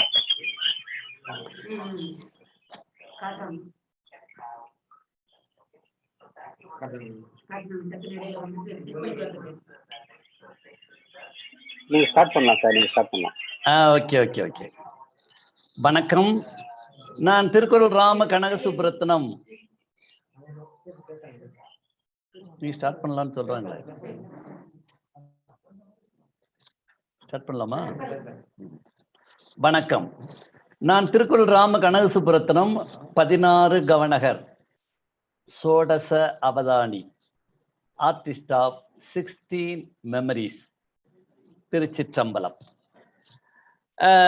இப்ப நான் என்ன பொறுத்தளவுல இந்த மனித குலம் மத வேறுபாடு இல்லாமல் எல்லாரும் அமைதியாகவும் ஆனந்தமாக வாழ்வதற்கு எங்க திருக்குறள், எங்க தமிழ்நாட்டின் ஆன்மீக நெறி, சமய நெறி என்ன சொல்கிறது என்பதைத்தான் நான் உங்களுக்கு சொல்ல இருக்கிறேன். இதுல என்ன கேட்டீங்கன்னா, இறைவன் அண்டத்தின் நாயகன், இறைவன் ஒருவனே என்பதில் எல்லாருக்கும் கருத்து வேறுபாடு கிடையாது. அண்டத்தின் நாயகன். எங்க திருக்குறள் தமிழ் பொதுமறையில என்ன சொல்லியிருக்குன்னு கேட்டீங்கன்னா, இறைவன் அறத்தை, அதான் லா, கோட் ஆஃப் லா, இந்த அறம் என்பதை நிர்மாணித்து அதை வகுத்தவனும் அவன், அது நிர்வகிப்பவனும் அவன். அப்ப அறம் மாறாமல் வாழ்வதுதான் உண்மையான ஆன்மீக வாழ்க்கை. அதனாலதான் தமிழ்நாட்டில் மதம் என்ற வார்த்தையை கூட நாங்கள் பயன்படுத்துறது இல்லை. ஆன்மீக நெறி, சைவ சித்தாந்த நெறி, சித்தாந்த சைவ நெறி, சன்மார்க்க நெறி என்று நெறின்னு தான் சொல்றதே தவிர அதை மதம் என்ற வார்த்தையில கூட அடக்கிறது இல்லை. ஏன்னா மதம் என்பது சோசியல் ஃபேஸ் ஆஃப் ஸ்பிரிச்சுவாலிட்டி, அதாவது ஆன்மீகத்தின் ஒரு சமூக வடிவம். ஓகே, எங்களை பொறுத்தளவுல நெறி என்ன சொல்லியிருக்காங்களோ அதை அப்படியே ஃபாலோ பண்றது. அதை நம்ம ஃபாலோ பண்ணோம்னா நம்முடைய நோக்கம் இறைவனை உணர்வது, ஒப்புக்கொள்வது, சரணடைவது, அவனுடன் கலப்பது. இதுதான் எங்களுடைய நெறி, எங்களுடைய ஆன்மீக நெறி. இதை நாங்கள் ஃபாலோ பண்றோம். இதை நாங்கள் இதன்படி வாழ்றதுனால, இப்போ நான் இருக்கேன்னா எனக்கு 71 வயசு, 45வது வயதுல இந்த திருக்குறள், அந்த சைவ சித்தாந்தம், சித்தாந்த சைவம், சன்மார்க்கம், எங்க ஆன்மீக நெறிகள் சொன்ன அந்த தத்துவங்களை நான் உணர்ந்தது 45வது வயதில் 1995. இன்னைக்கு 2020. எனக்கு 70 தாண்டி நான் ஓடிக்கிட்டு இருக்கேன். இந்த 25 ஆண்டுகளில் இந்த நெறிகளை பின்பற்றியதால் நான் இருமுனதில்லை, காய்ச்சல் வந்ததில்லை, முட்டு வலி முதுவலின்னு வந்ததில்லை, எந்த எபிடெமிக் டிசீஸும் எங்களை பாதிச்சதில்லை. காரணம், ஆன்மீகம் என்பது உங்களை நீண்ட நாள் வாழ வைக்க வேண்டும், உங்களை இறப்பில்லாமல் காப்பாற்ற வேண்டும் என்பது எங்களுடைய ஆன்மீக நெறியில் சொல்லப்பட்ட ஞானிகளால் உரைக்கப்பட்ட பிரதான விஷயம். நல்லா புரிஞ்சுக்கணும். இல்லை என்னன்னா, எங்க ஆன்மீக நெறியில சைவ சித்தாந்தம் சொல்லுவாங்க, 84 லட்சம் வகையான உயிரினங்கள் இந்த பூமியில் வாழ்கின்றன, இறைவனின் படைப்பு, எல்லாத்துக்கும் வாழ்றதுக்கு உரிமை இருக்கு, மனிதனுக்கு உரிமை இருக்கு. இதுல மனித குலம் என்பது ஆசீர்வதிக்கப்பட்டது. ஏன் ஆசீர்வதிக்கப்பட்டது? எப்படி ஆசீர்வதிக்கப்பட்டது? எல்லா உயிரினங்களும் நமக்கு கீழே தான் இருக்கு, நம்ம அதை ஆட்சி செய்கிறோம். இப்ப நம்ம எந்த வகையில் ஆசீர்வதிக்கப்பட்டிருக்கிறோம்னு பார்த்தோம்னு சொன்னா, நமக்கு மட்டும் உண்ணுவதில் உரிமை, 6 உரிமை கொடுத்திருக்காரு. 5 உரிமை இறைவன் வெளிப்படையாக கொடுத்திருக்கிறார். ஒரு உரிமைய வெளிப்படையா இருந்ததை மறைச்சு ரகசியமா வச்சிருக்காரு. எங்க ஆன்மீகத்தோட நோக்கம் என்னன்னு கேட்டீங்கன்னா, வெளிப்படையான ஆன்மீக உரிமைகளை பொறுப்பாக அனுபவிப்பது, அளவு மீறாமல் அனுபவிப்பது. அடுத்து 6வது மறைக்கப்பட்ட ஆன்மீக அதை கண்டுபிடிச்சிட்டோம்னா ஒரு பெரிய அச்சீவ்மெண்ட்டை நிகழ்த்தலாம். அதைத்தான் எங்க நவகோடி சித்தர்களும் மகான்களும் ஞானிகளும் தமிழ்நாட்டில் நிகழ்த்தி காட்டி இருக்கிறார்கள். அது என்ன 6 உரிமைன்னு கேட்டீங்கன்னா, 1 உண்ணுவதில் உரிமை. இப்ப மாடுனா வைக்கல் தான் திங்கணும், குதிரைனா கொள்ளு திங்கும், புல்லு திங்கும், பட்டுப்பூச்சினா முசுமுசுக்கை தான் சாப்பிடும், அந்த மரத்து இலைகளை தான் சாப்பிடும். எல்லாத்துக்கும் ராவா உணவு, சூசிங் கிடையாது, அது தீர்மானிக்க முடியாது, செலக்ட் பண்ண தேர்வு செய்ய முடியாது. ஆனா மனிதனுக்கு எதை வேணாலும் சமைச்சு சாப்பிடலாம், சமைக்காம சாப்பிடலாம், உண்ணுவதில் உரிமை. இதான் முதல் உரிமை. 2வது, எந்த உயிரினமும் உடை உடுத்திக் கொள்ள முடியாது, மனிதனுக்கு மட்டும் விருப்பம் போல உடை உடுத்திக் கொள்ளலாம், என்ன கலரு என்ன மெட்டீரியல் நோ ப்ராப்ளம். அப்போ உடுத்துவதில் உரிமை மனிதனுக்கு, மனித குலத்துக்கு வாய்த்த சிறப்பு உரிமைகள் இப்ப சொல்லிட்டு வரேன். 3வது உரிமை, இருப்பிடம் அமைத்துக் கொள்வதில் உரிமை. ஒரு குருவி அதே மாதிரி தான் கூடு கட்டும், ஒரு கரையை அப்படித்தான் புத்து கட்டும், பல ஆயிரம் வருஷமா. ஆனா நாம கட்டடக்கலையில் எங்கெங்கேயோ போயிட்டோம். அப்ப இருப்பிடம் அமைத்துக் கொள்வதில் உரிமை. 4வது, எந்த ஒரு உயிரினமும் எல்லை தாண்டி வர முடியாது. ஒரு காட்டுக்குள்ள இருக்க யானை நகரத்துக்குள்ள வர முடியாது, அது எல்லை தாண்டிய பயங்கரவாதம் ஆயிரும், உடனே சுட்டு தள்ளிடுவோம். ஆனால் மனிதனுக்கு எவரெஸ்ட் உச்சிக்கும் போகலாம், கடலின் ஆழத்திலையும் போய் பூவல் எடுக்கலாம், பவளம் எடுக்கலாம், முத்து எடுக்கலாம். அப்ப எங்கும் உலாவும் உரிமை, உண்ணுவதில் உரிமை, உடுத்துவதில் உரிமை, உலாவும் உரிமை, எங்க வேணாலும் போகலான்ற உரிமை, இருப்பிடம் அமைத்துக் கொள்வதில் உரிமை. 4 உரிமையாச்சா? 5வது உரிமை, விருப்பப்பட்ட துணையை தேர்வு செய்து திருமணம் செய்து கொண்டு வாழலாம். இந்த உரிமையே மற்ற உயிரினங்களுக்கு கிடையாது. கிடைச்சாலும் கிடைக்கும், கிடைக்காமலும் போகும், அதுக்கு ஜோடி கிடைக்காம கூட போயிடலாம். ஓகே, இதெல்லாம் வெளிப்படையான உரிமை. இதை அளவா அனுபவிச்சிட்டீங்கன்னா நோயே கிடையாது. அளவு தாண்டியாச்சுன்னா கொரோனா, சார்ஸ், ஜிகாத்து எல்லாம் உங்களை அட்டாக் பண்ணுது. நாங்க அளவு தாண்டதில்லை, அதனால எங்களுக்கு எந்த பிரச்சனையும் வர்றதில்லை. இவ்வளவுதான் தமிழ்நாட்டினுடைய கல்ச்சர். இதான் நல்லா புரிஞ்சுக்கணும். ஓகே, மறைக்கப்பட்ட உரிமை என்னன்னு கேட்டீங்கன்னா, இந்த 5 உரிமை போக உண்ணுவது, உடுத்துவது, விருப்பம் போல் இருப்பிடத்தை அமைத்துக் கொள்வது, விரும்பும் இடத்துக்கு செல்லுவது, விரும்பும் வாழ்க்கை துணையை தேர்வு செய்து ஆணையோ பெண்ணையோ தேர்வு செய்து திருமணம் செய்து வாழ்வது, இது வெளிப்படையான உரிமை. மறைத்து வைக்கப்பட்ட உரிமை, மரணம் இல்லாமல் வாழலாம், டிஸ்அப்பியர் ஆகலாம், உடலை நீ பிணமா போட்டு போக வேண்டியதில்லை. இதுதான் மறைத்து வைக்கப்பட்ட உரிமை. இது எங்களுடைய திருமறைகள் எல்லாம், திருக்குறள்ல இருந்து, திருவாசகத்திலிருந்து, திருமந்திரத்திலிருந்து, திருவருட்பாலிருந்து, எல்லா திருமறைகளிலும் இது உரைக்கப்பட்டிருக்கிறது. இந்த மறைத்து வைக்கப்பட்டிருந்த உரிமையை கண்டுபிடிப்பது தான் உண்மையான ஆன்மீகம் தமிழ்நாட்டை பொறுத்தவரை. அதனால அந்த உரிமையை மீட்டெடுத்து இப்ப 150 வருஷத்துக்கு முன்னாட வள்ளலார் உடம்போடு டிஸப்பியர் ஆகி போனாரு. கேதார்நாத்ல ஆதிசங்கரர் டிஸப்பியர் ஆனாரு. மகாவதார பாபாஜி டிசப்பியர் ஆனாரு. நவகோடி சித்தர்கள் டிசப்பியர் ஆகி காமிச்சிருக்காங்க. கோடிக்கணக்கான தமிழ் சித்தர்கள் காமிச்சிருக்காங்க. இதுதான் எங்களுக்கு இந்த சமயம் அல்லது மதத்தின் எல்லை, ஆன்மீக நெறியின் எல்லை. ஓகேங்களா? ரைட்டு.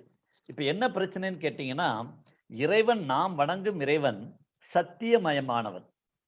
சம்பிரதாயங்கள் அவனுக்கு தேவையில்லை, சடங்குகள் தேவையில்லை.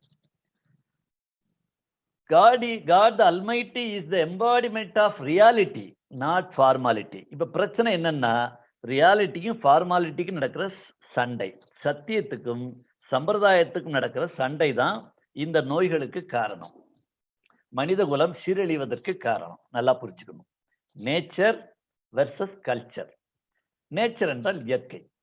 இயற்கையோட அதிகமாக முரண்படும் போது அது தன்னைத்தானே தகவமைத்துக் கொள்கிறது, அட்ஜஸ்ட் இட் செல்ஃப்.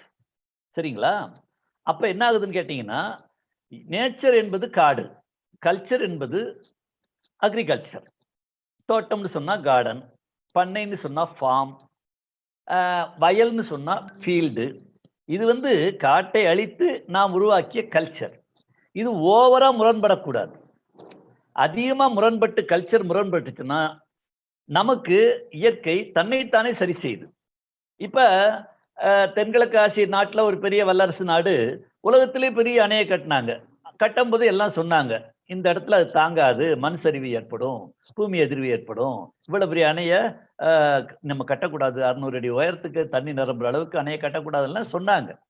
ஆனால் அதெல்லாம் மீறிட்டு கட்டினாங்க. இன்னைக்கு அந்த நாட்டில் கோடிக்கணக்கான மக்கள் வீடு இழந்து, உணவுக்கு வழியின்றி, பலர் கோடிக்கணக்கான மக்கள் இறப்பை சந்திக்கக்கூடிய ஒரு அவலமான சூழ்நிலை பல அணைகள் உடைந்து இப்போ நடந்துட்டு இருக்கு. ஏன்? அதை திருக்குறள் என்ற எங்களுடைய திருமறை அழகா சொல்லும்.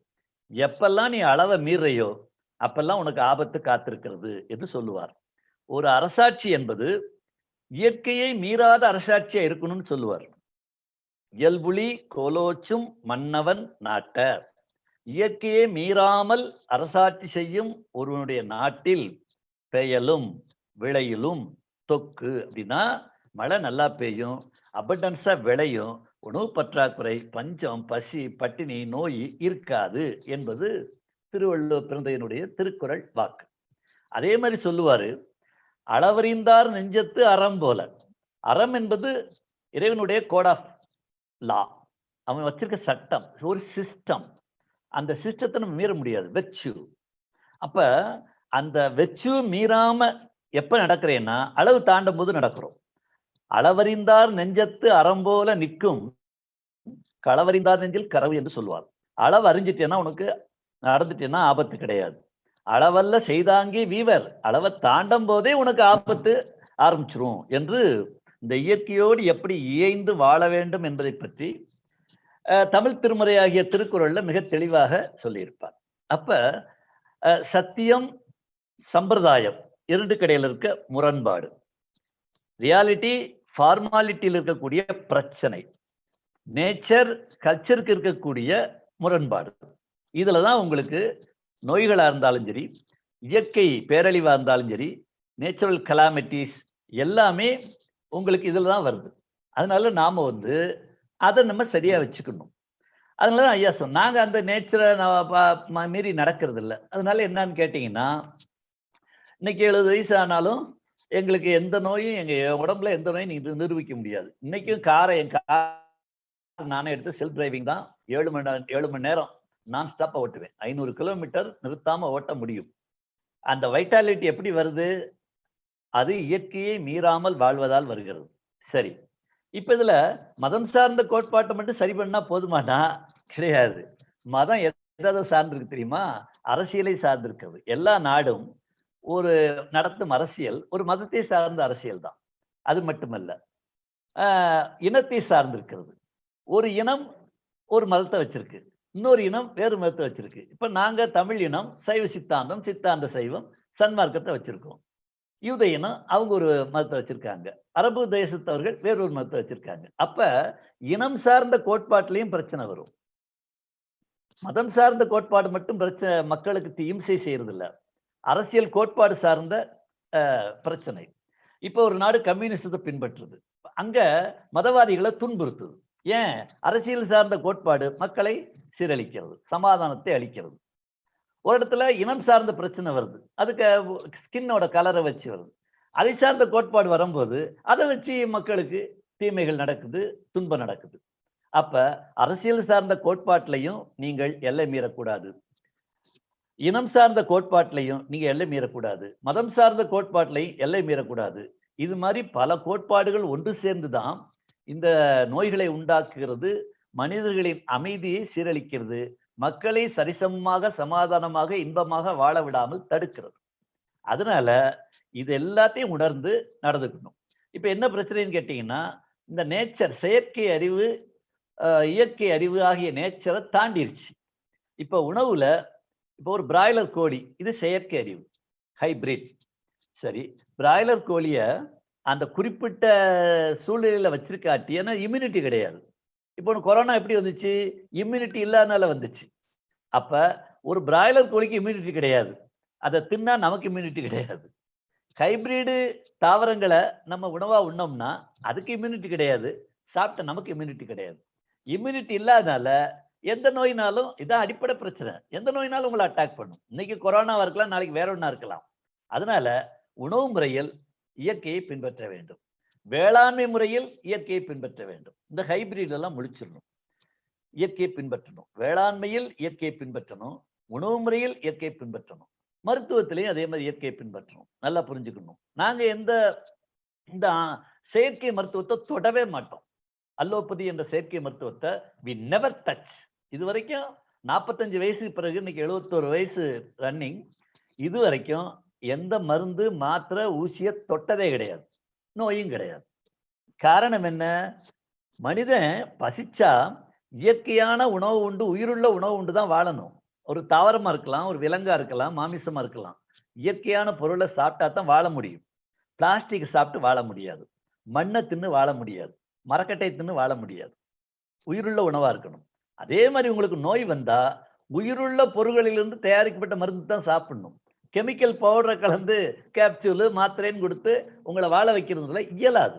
அப்ப மருத்துவத்துல நீங்க முரண்படுகிறீர்கள். அப்போ உங்களுக்கு அந்த பிரச்சனையெல்லாம் வருது.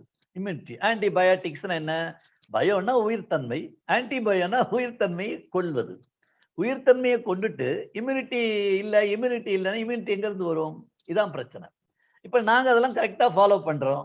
அதனால எங்களுக்கு எந்த நோயும் நீங்க நிரூபிக்க முடியாது. எந்த நோயும், கிட்னி பிரச்சனை, ஹார்ட் பிரச்சனை, லங்ஸ் பிரச்சனை, லிவர் பிரச்சனை, எதுவுமே கிடையாது. இளமையா இருப்போம். வயசு தான் கரெக்டா பின்பற்றிட்டீங்கன்னா உங்களுக்கு இயற்கையை மீற மாட்டோம். அப்போ உங்களுக்கு நோய் நொடி வராது. நாங்க எந்த வேக்சினேஷன் எடுத்துக்கிறது இல்லை, ஒன்றும் தேவையில்லை. இயற்கையை மீறும் போது தான் அந்த பிரச்சனை வரும். நல்லா புரிஞ்சுக்கணும். அதனால நிறைவாக ஐயா நாம் சொல்ல விரும்புவது என்னன்னு கேட்டீங்கன்னா, வேளாண்மையில் இயற்கையை பின்பற்ற வேண்டும், மனிதர்களின் உணவு முறையில் செயற்கை உணவை குறைத்து கொள்ள வேண்டும், இயற்கை உணவை அதிகமாக சாப்பிடணும். மூன்றாவது, மருத்துவத்தில் செயற்கை மருத்துவத்தை முடிந்தவரை நீக்க வேண்டும், இயற்கை மருத்துவ முறைகளைத்தான் நாம் பின்பற்ற வேண்டும். அப்ப நோய் வந்தாலும் சமாளிச்சுக்கலாம், அப்ப உங்களுக்கு பிரச்சனை வராது. அடுத்து, மதத்திலையும் செயற்கையான ஃபார்மாலிட்டியை ஒழிச்சிடணும். அதனால சமயத்தின் நோக்கம், மதத்தின் நோக்கம் என்னவா இருக்கணும்? எல்லாரும் சமாதானமா, அன்பா, ஒரு தாய் பிள்ளைகள் மாதிரி இறைவன் என்ற ஏக இறைவனின் பிள்ளைகளாக சமாதானமா வாழணும். இதுல குண்டு வைக்கிறது, கொல்றது, இந்த மாதிரி ஏன் கோட்பாடை மதிக்கலைன்னா நீ இந்த நாட்டில் இருக்கக்கூடாதுன்றது, இல்லாட்டி உன்னை சீரழிப்புன்றது, இது மாதிரி அரசியல் கோட்பாடுகள், இனம் சார்ந்த கோட்பாடுகள், சாதி சார்ந்த கோட்பாடுகள், இதெல்லாம் பூந்துதான் உங்களுக்கு அமைதியை கெடுக்குது.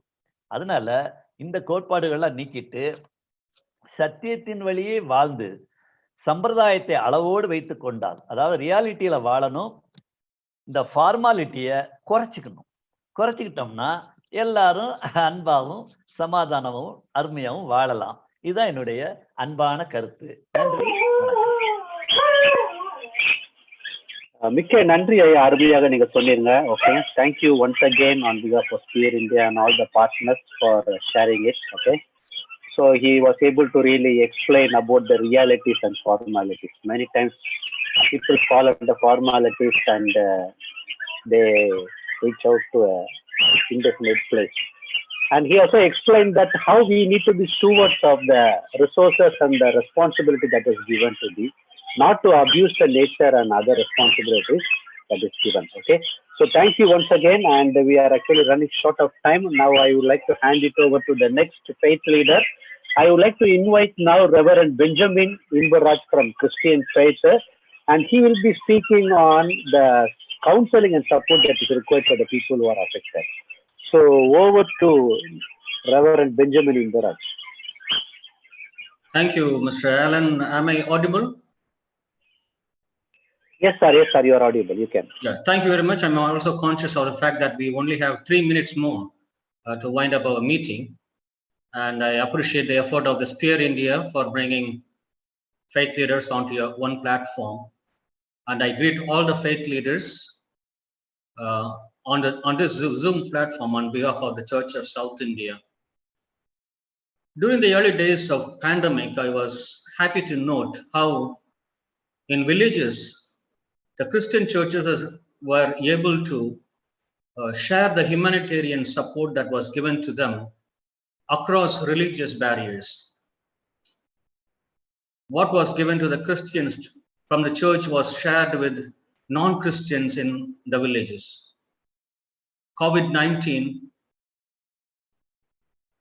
has driven home the fact that hunger, sickness, suffering, and loss does not confine itself within any religious barriers, but it cutting across humanity, it affects the whole humanity. Thus, the response to any catastrophe must transcend religion, caste, and creed.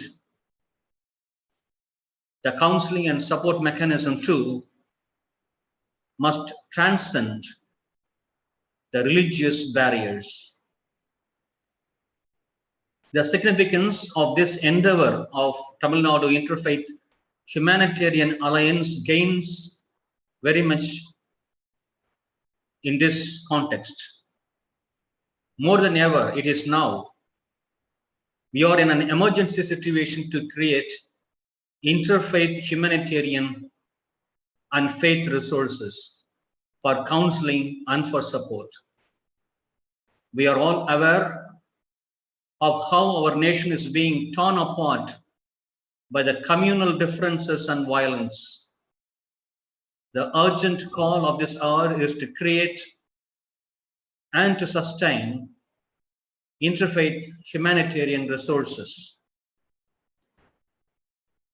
I have seen Muslims, Christians, non-Christians, and non-Muslims involved in humanitarian aid during this pandemic, and they were doing it on their own, in their own identity. The call for us during this pandemic is to come together in one single human identity without any religious barriers. Only as humans, and not as persons of any particular religion, can we effectively counsel and support people who are suffering. If India can emerge from this pandemic as one humanity with different faith confessions, COVID-19 will be a blessing in disguise, because what we are told now and what we are made to believe is that religion is our primary identity, and unfortunately we are locked up in one nation which belongs to only one religion. No, the clarion call and the challenge of this pandemic is that we don't belong to any religion, but we belong only to the frail humanity. And this frailty is our primary identity. We need to come together as a strong humanity, sailing across religious barriers. Church of South India is committed to build local capacities for peace among people of different faiths. Church of South India will accompany willingly in the interfaith journey to create resources for counseling and support for the suffering humanity. And Church of South India is also committed to make its resources available for any interfaith endeavors to counseling and support for the humanity to fight against this pandemic. I appreciate the Tamil Nadu Interfaith Humanitarian Alliance for this effort. Let us continue our journey together to create interfaith resources for counseling and support and peace. Thank you.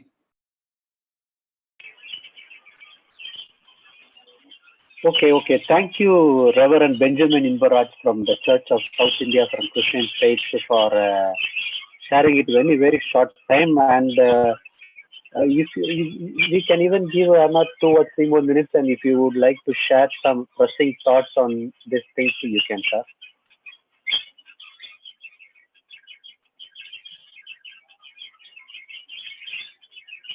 Okay, thank you once again. And we are coming to the close of this actually webinar on interfaith on COVID-19. Mainly the role of faith leaders, the interfaith leaders to address stigma and discrimination. And one thing actually we are able to understand and listen from all is actually that we belong to one God and we are interdependent. We are into realities and we are not into formalities. We are not to be hypocritic. And if we want to really create an enabling environment, and we should actually derive our identity from the scripture. As Mr. Christopher Invarajan at the end was talking about identity, our identity should be based on the scripture and not what the country gives or what the society or the culture gives or even what the religion gives. But we should carry an identity from the scriptural perspective. And if that has to happen, then we need to go back to a scripture and bring that understanding and have that mindset and attitude and see every individual from that perspective so that we will be able to overcome the challenges that we have. Okay. So with this, once again, I take this opportunity on behalf of Spear India, UNICEF, WHO, USAID, and World Vision to each and every individual faith leaders who have taken their time to come and share about their faith perspective to overcome stigma and discrimination. And now we have time, okay, for a Q&A, and we have one question here. Meanwhile, if you any others also have your questions, I kindly request you to type it in the chat box. So one question here is actually, can we have development without destruction of nature? I think this question is actually to Ayya from Kavaya Nagar Ayya, who was talking about Tirukural. So primarily Ayya, and if any other faith leaders also you would like to respond, you can. So over to Ayya, okay? Ayya, we are catering Ayya. Can we have development without destruction of nature? இயற்கையை அழிக்காம நம்ம வந்து டெவலப்மெண்ட்டை நம்மளால செய்ய முடியுமா அப்படின்றதான கேள்வியை வைத்திருக்கிறார்கள். உங்களுடைய இதற்கான பதில்.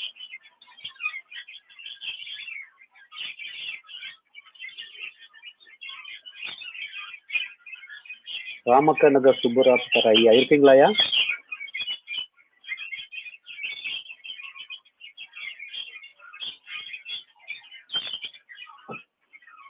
Okay, I think he has some difficulty. Is there any other questions? Otherwise, we will hand it over to Spear India for the concluding remarks.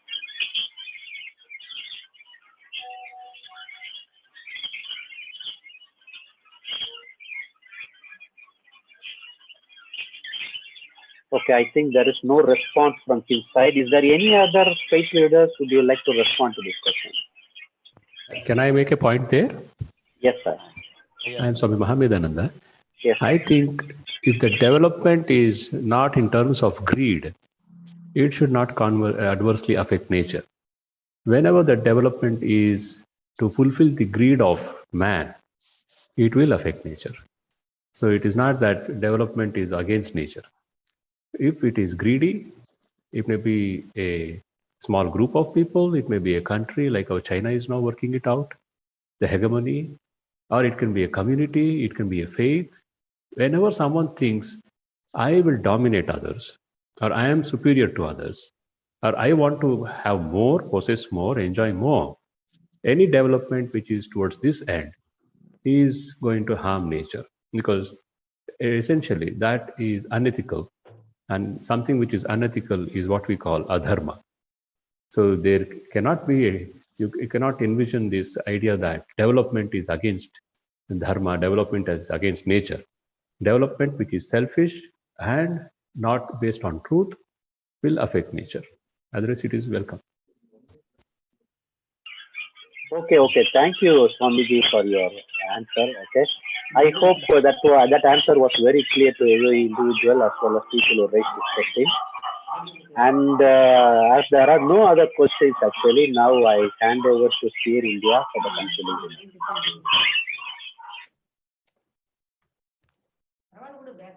Thank you so much, Mr. Alan Benjamin, for moderating the session.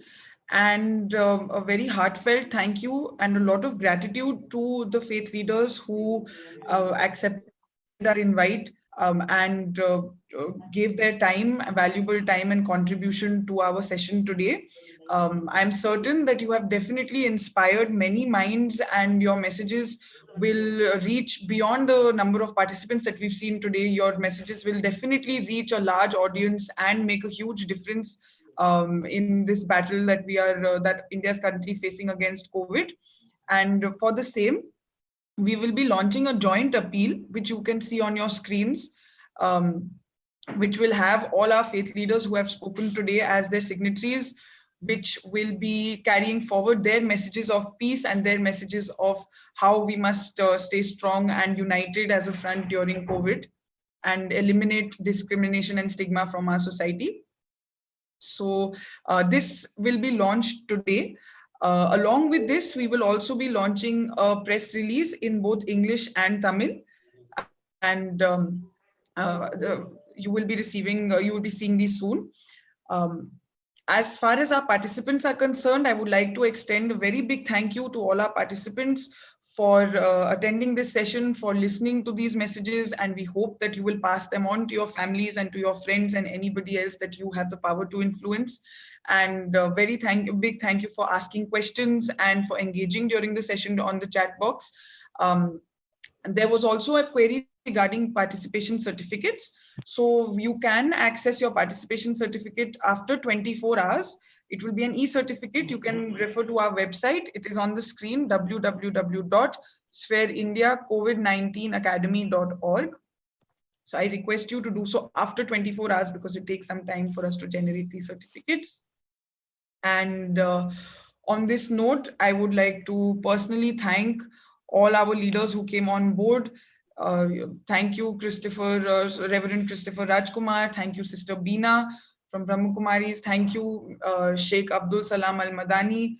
And thank you, Ms. Rajalakshmi Swaminathan, Swami Mahamedananda from Ramakrishna Math, and Shri Kavanagaraya and Reverend Benjamin Indaraj, who joined us on very, very short notice. We are extremely grateful, and we are thankful to our partners, WHO, UNICEF, World Vision India, UNSIID, and we hope that this partnership that has been formed today for this plenary session in Tamil Nadu can be extended, and we can continue working together as civil society and faith leaders. We really look forward to future initiatives and to see how we can join forces and continue working. And thank you very much. If you have any queries, you can reach out to us, or you can write to us, and you can visit our website. Thank you, everybody.